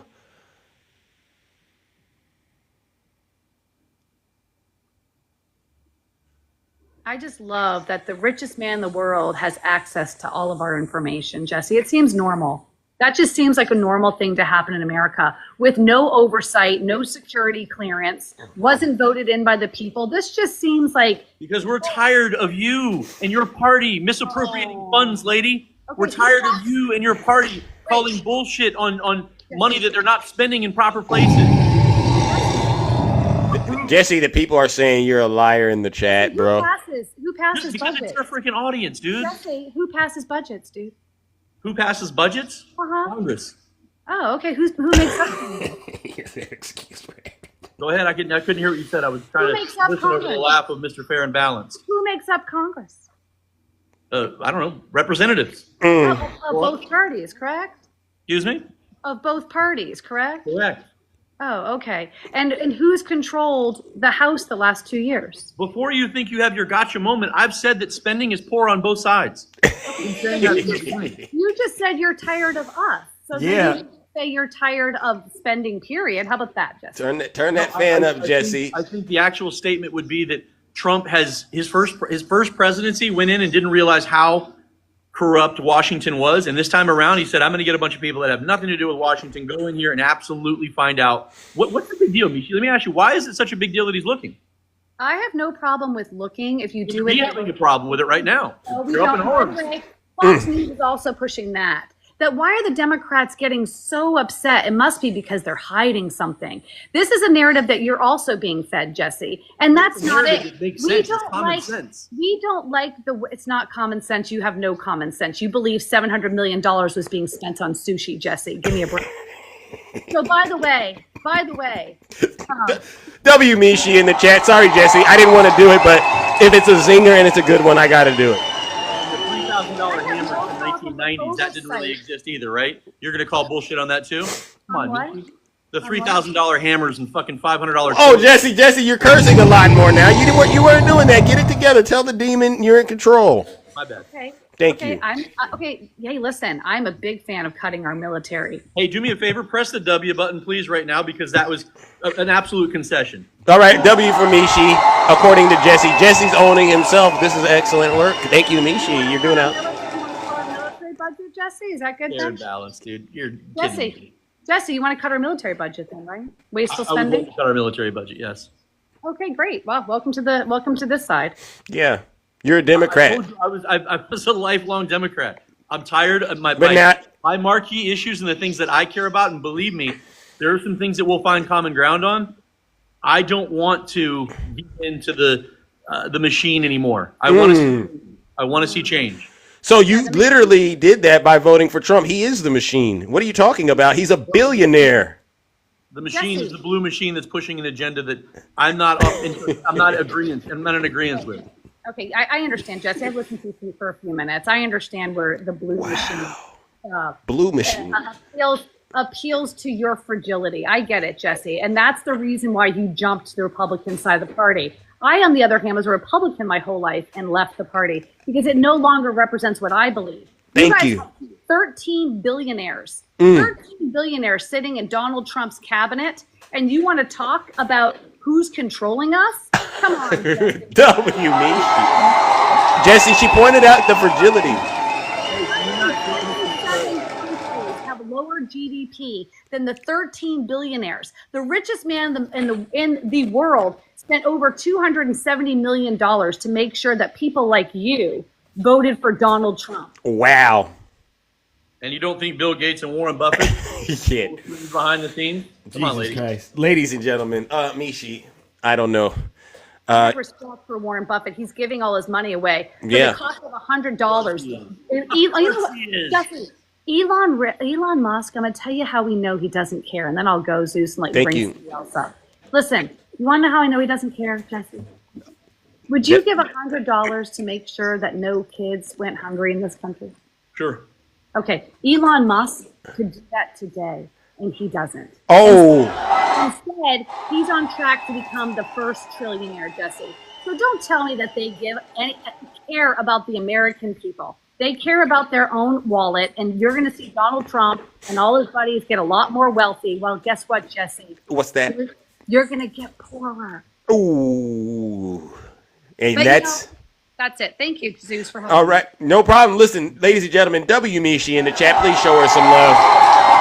You know, we every now and then we get blessed with her presence on this show, and as you can see, she did an outstanding job getting Jesse to turn that fan on to extra high. Oh my gosh, yeah, Jesse, this is fair and balanced, I must say. You know, I don't know what to say, Jesse, but we're getting there. W's in the chat for Mishi once again. Oh my goodness.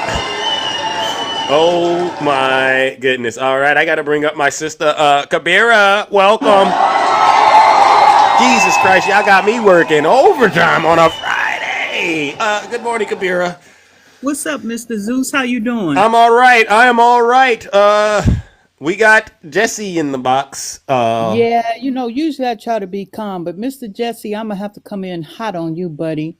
You know, I think actually you were never a Democrat, because if you did, you would have known some things that were just common history, such as Clinton being impeached. We're not going to go through that story again because Mishi hit it perfect. Thank you. So let's look at John Edwards. John Edwards was charged with campaign finance, 6 corruption charges, right? And he paid out $200,000 to hush that woman up because he had an extramarital affair that he had a baby. Even though he was found not guilty on one charge and on the other 5 charges of mistrial, the Democrats were through with him. He never regained his political career again. Unlike you folks, right? Yeah. Trump can do anything and everything and you'll still back him. And the funny part about it is you cannot be a policeman with a felony, but yet you can be the president who's supposed to also be over law and order as a felon. That so part. Let's just throw all that business out the window. Thank you. Thank you. And so far as the 600 million on the sushi, when you brought that up, I immediately went to fact check it. Uh-oh. What do we got? Listen here, this is what we got. Okay. Elon put it out on Truth Social. Oh. Right? Uh-huh. Elon, it was fact checked that Elon Musk had lied and said the Pentagon had spent 600 million on sushi. It was fact checked and it was false. Oh. It was false. So you're help spreading misinformation. Like See, a virus. Brother, if something doesn't sound logical, I mean, does it really sound logical? Then you got to throw it out the window. Thank you. I mean, does it sound logical that they spent $50 million on condoms to Gaza? I mean, where are they going to even do it? In some rubble? Come on, brother. You got to think instead of just being Kabira.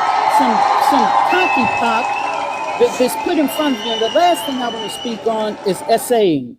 Mm-hmm. And this is personal for me. Talk to right? him. And Talk I've to never him. said this before. Uh-oh. When I was 14, my father had a friend. His name was Hank. The man is gone on now, probably to the lake of fire. Good. All right. And he used to say little remarks to me and pat on my backside. And I never said nothing to my father because he was my father's friend. And I was afraid. I was afraid. I was 14. Wow. Finally, when I was about 37, the man had passed. And so I was talking to my father. I said, so my father brought up his friend. He goes, yeah, that Hank was a good old dude. I said, Dad, Hank was nothing. He said, why you say that? I said, I told him what he did, the inappropriate things he said and touching on me, right? You know, you pass by him and they pat on your backside or get a feel here and there. Yeah. My father said, why didn't you tell me? Are you listening, Jesse? Like the typical man, what I said, saying this is the way typical men think. I Jesse, said to are my you listening? father, I did not think you would believe me. Let the lady talk. Mr. Fair. I did not think you would believe me. So when you say, when men say, oh, well, why did she say something 15 or 20 years or 30 years ago? Because they don't think you will believe them. Just like the little 14-year-old in me did not think my father would believe me. Kabira, is it Kabira? And so before you sit back and say stupidness, you know, sometimes you have to put yourself in the place of the person that something happened to. Most men will never be assaulted. Hey, is your name Kabira? Yes, it is. Okay, I'm sorry you had to go through that, okay? And I genuinely mean that from the bottom of my heart, and I'm glad that you were able to clear that up with your father and explain to him that that man was a bad man. And there are, unfortunately, bad men in this world.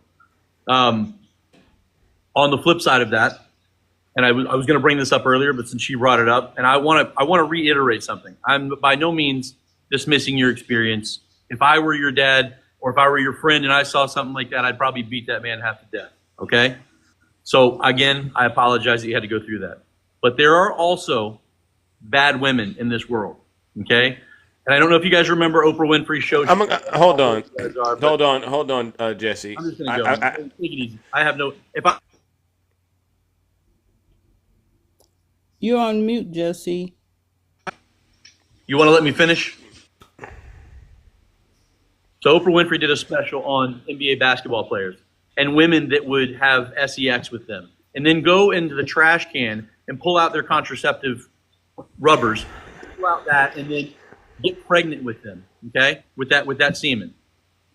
And there was a whole special on this about these women that would do this. There are women I've so had Jesse, those women are scumbags. Yeah, I didn't say anything while you Those spoke. women are Please scumbags, Jesse. I agree with you. Let me finish, please. So when you look at these things, and I've had women that accused friends of mine of rape, and then later say grape. You can't say that on TikTok. Say grape. Sorry. My apologies. Have accused them of grape, and later said I said that because he embarrassed me, and I wanted to hurt him in the worst way.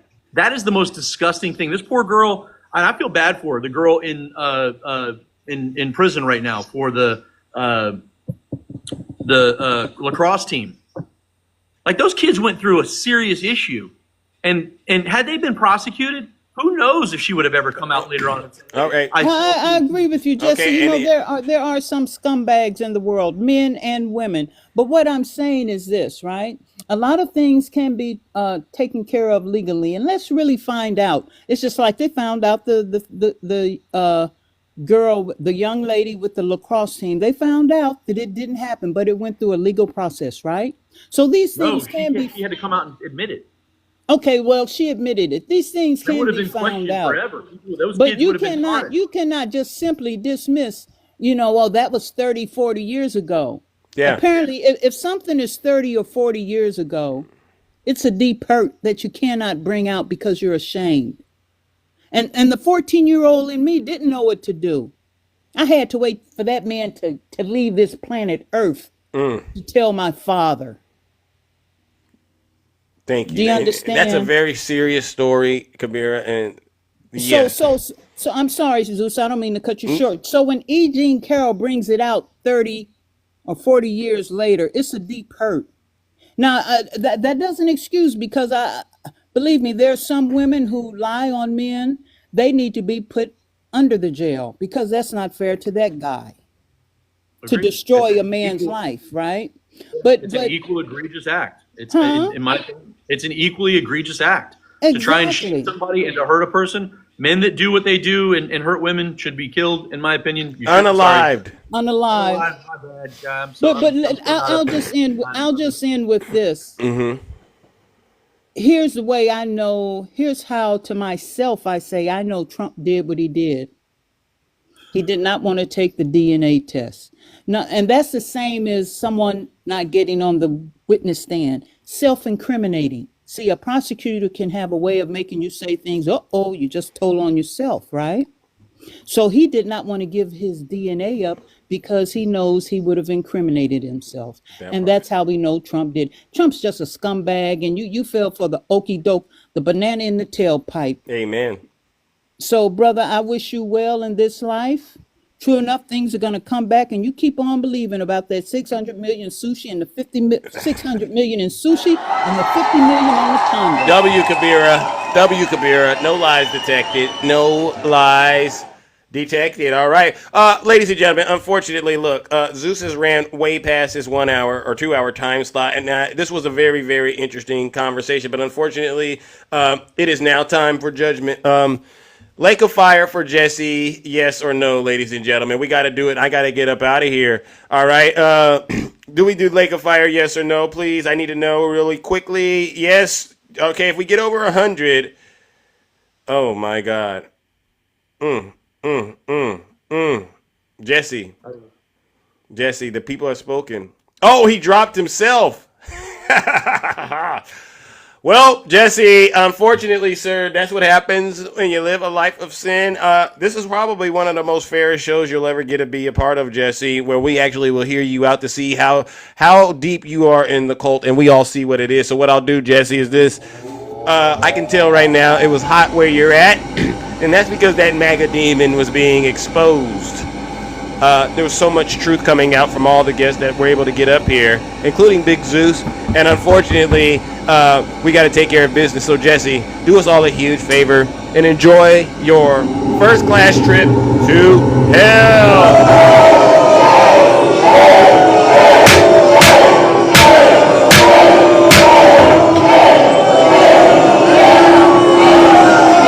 Silence, you MAGA demon. All right, ladies and gentlemen, listen, my apologies if I didn't get to bring every single one of you up here, but I'm well past. I was supposed to be gone 30 minutes ago, but I got to get up out of here seriously. But I really do enjoy all of you who are able to tune in each and every single morning. This is probably one of the most entertaining, engaging, and educational shows.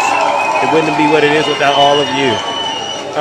But I also got to give one last round of booze and shame, and it goes out to all the Zeus haters out there. By the way, there is a fake account out there. And it looks just like my account. Make sure you do not follow it. Make sure you remove it. Let me, as a matter of fact, see if I got a photo of it. All right. If you see this account, ladies and gentlemen, that's the fake one. Do not follow this. This is the work of the devil as far as I am concerned. All right. I don't know what they're up to, but, what's done in the dark will come to the light. Do not follow these Zeus haters. All right. And on that note, ladies and gentlemen, it is now time to give them our final round of, you guessed it, booze and shame.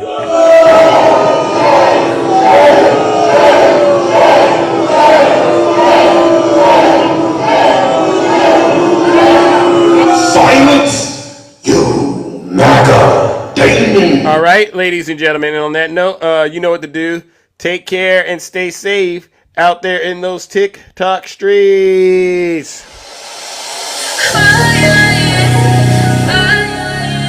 Wow. What a show. Right? Later, Tiffany for the people. Wow. Thank you, everyone.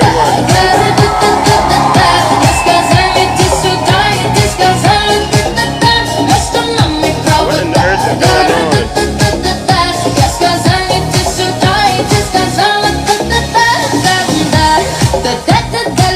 Let's go,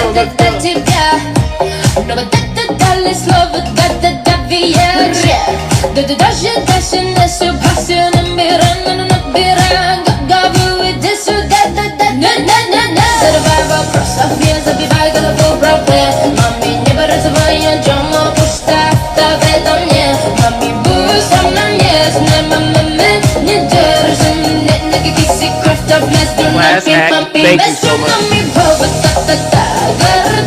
Oh yeah, we're gonna drill, baby. Why is my background doing that, ladies and gentlemen?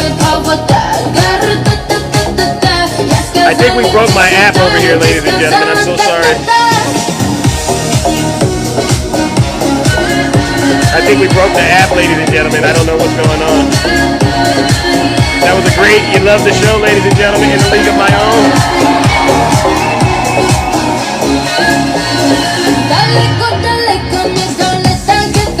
Oh my goodness, ladies and gentlemen. I don't know what's going on with it, but it is what it is. We'll connect to the dots. Let's go, let's go. Have a great weekend.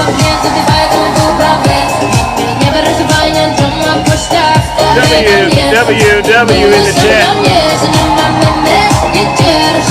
I'm amazing. Thank you so much, ladies and gentlemen.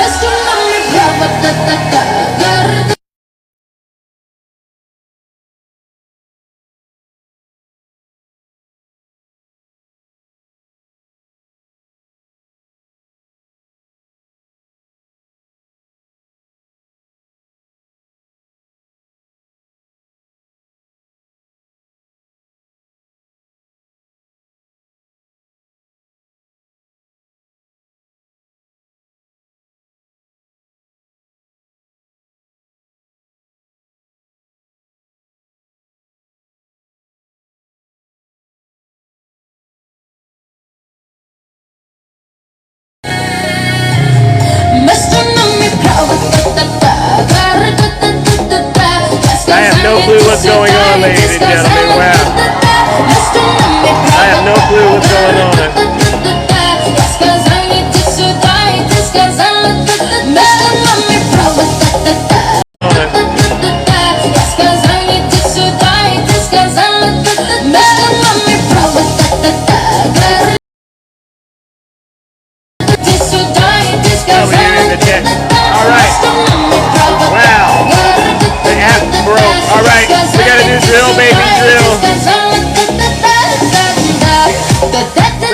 Baby drill, and then we're out of here. Pennsylvania Energy. I don't know. Because she's going to ban fracking, right? 100%. She's against fracking, against all this stuff, and then all of a sudden, about a year and a half ago, when she was getting killed in the polls, are you ready to she said, "I like fracking very much." Look, they always go back to what they want. They always go back. She can't help it. She's a radical left Marxist. She can't help it. But we're going to end that, and we will frack, frack, frack, and drill, baby, drill. PA, you're trying to get my attention? Where you at, PA? We're going to be, for these guys, we're going to drill, we're going to take out so much money, we're going to pay down our debt. We're gonna lower your taxes to insane asylums. Hold on, PA. You said you had something to say to Big Zeus. You had something to say. Hold on. Oh my gosh. Hold on. Okay, hold on real quickly. I got to get this before we do the drill, baby drill. You said you needed to talk to Zeus. What is going on out there? Is there an emergency? Let's get into it. All right. Are you there? Where is it at? Where you at? PA in the house. I guess it was a false alarm. All right. Well, then you know what that means. We'll drill, baby drill. You know, they go crazy when they say the late great Hannibal Lecter. Drill, baby, drill. We're gonna frack. Drill, there's a frack. These are baby, these are lots of big energy. This is what she's gonna pay. You know she's gonna pay you. Right? Up in there, she works against all the stuff, and then all the stuff, and then all the stuff, and then all the time we you to Africa. Get it, ladies and gentlemen. She said, I like fracking very much. Look, they always go back to what they want. They always go back, but she can't help it. She's a radical. Hey, can't help it. And we're gonna end that, and we will frack, and drill, baby, drill. You know we good. Curtis, where you at? So deep, we're gonna do 4 days. We're gonna take out so much money. We're gonna pay down our debt. We're gonna lower your taxes. Deep insane asylum. You know they go crazy when I say drill, baby, drill. We gonna frack.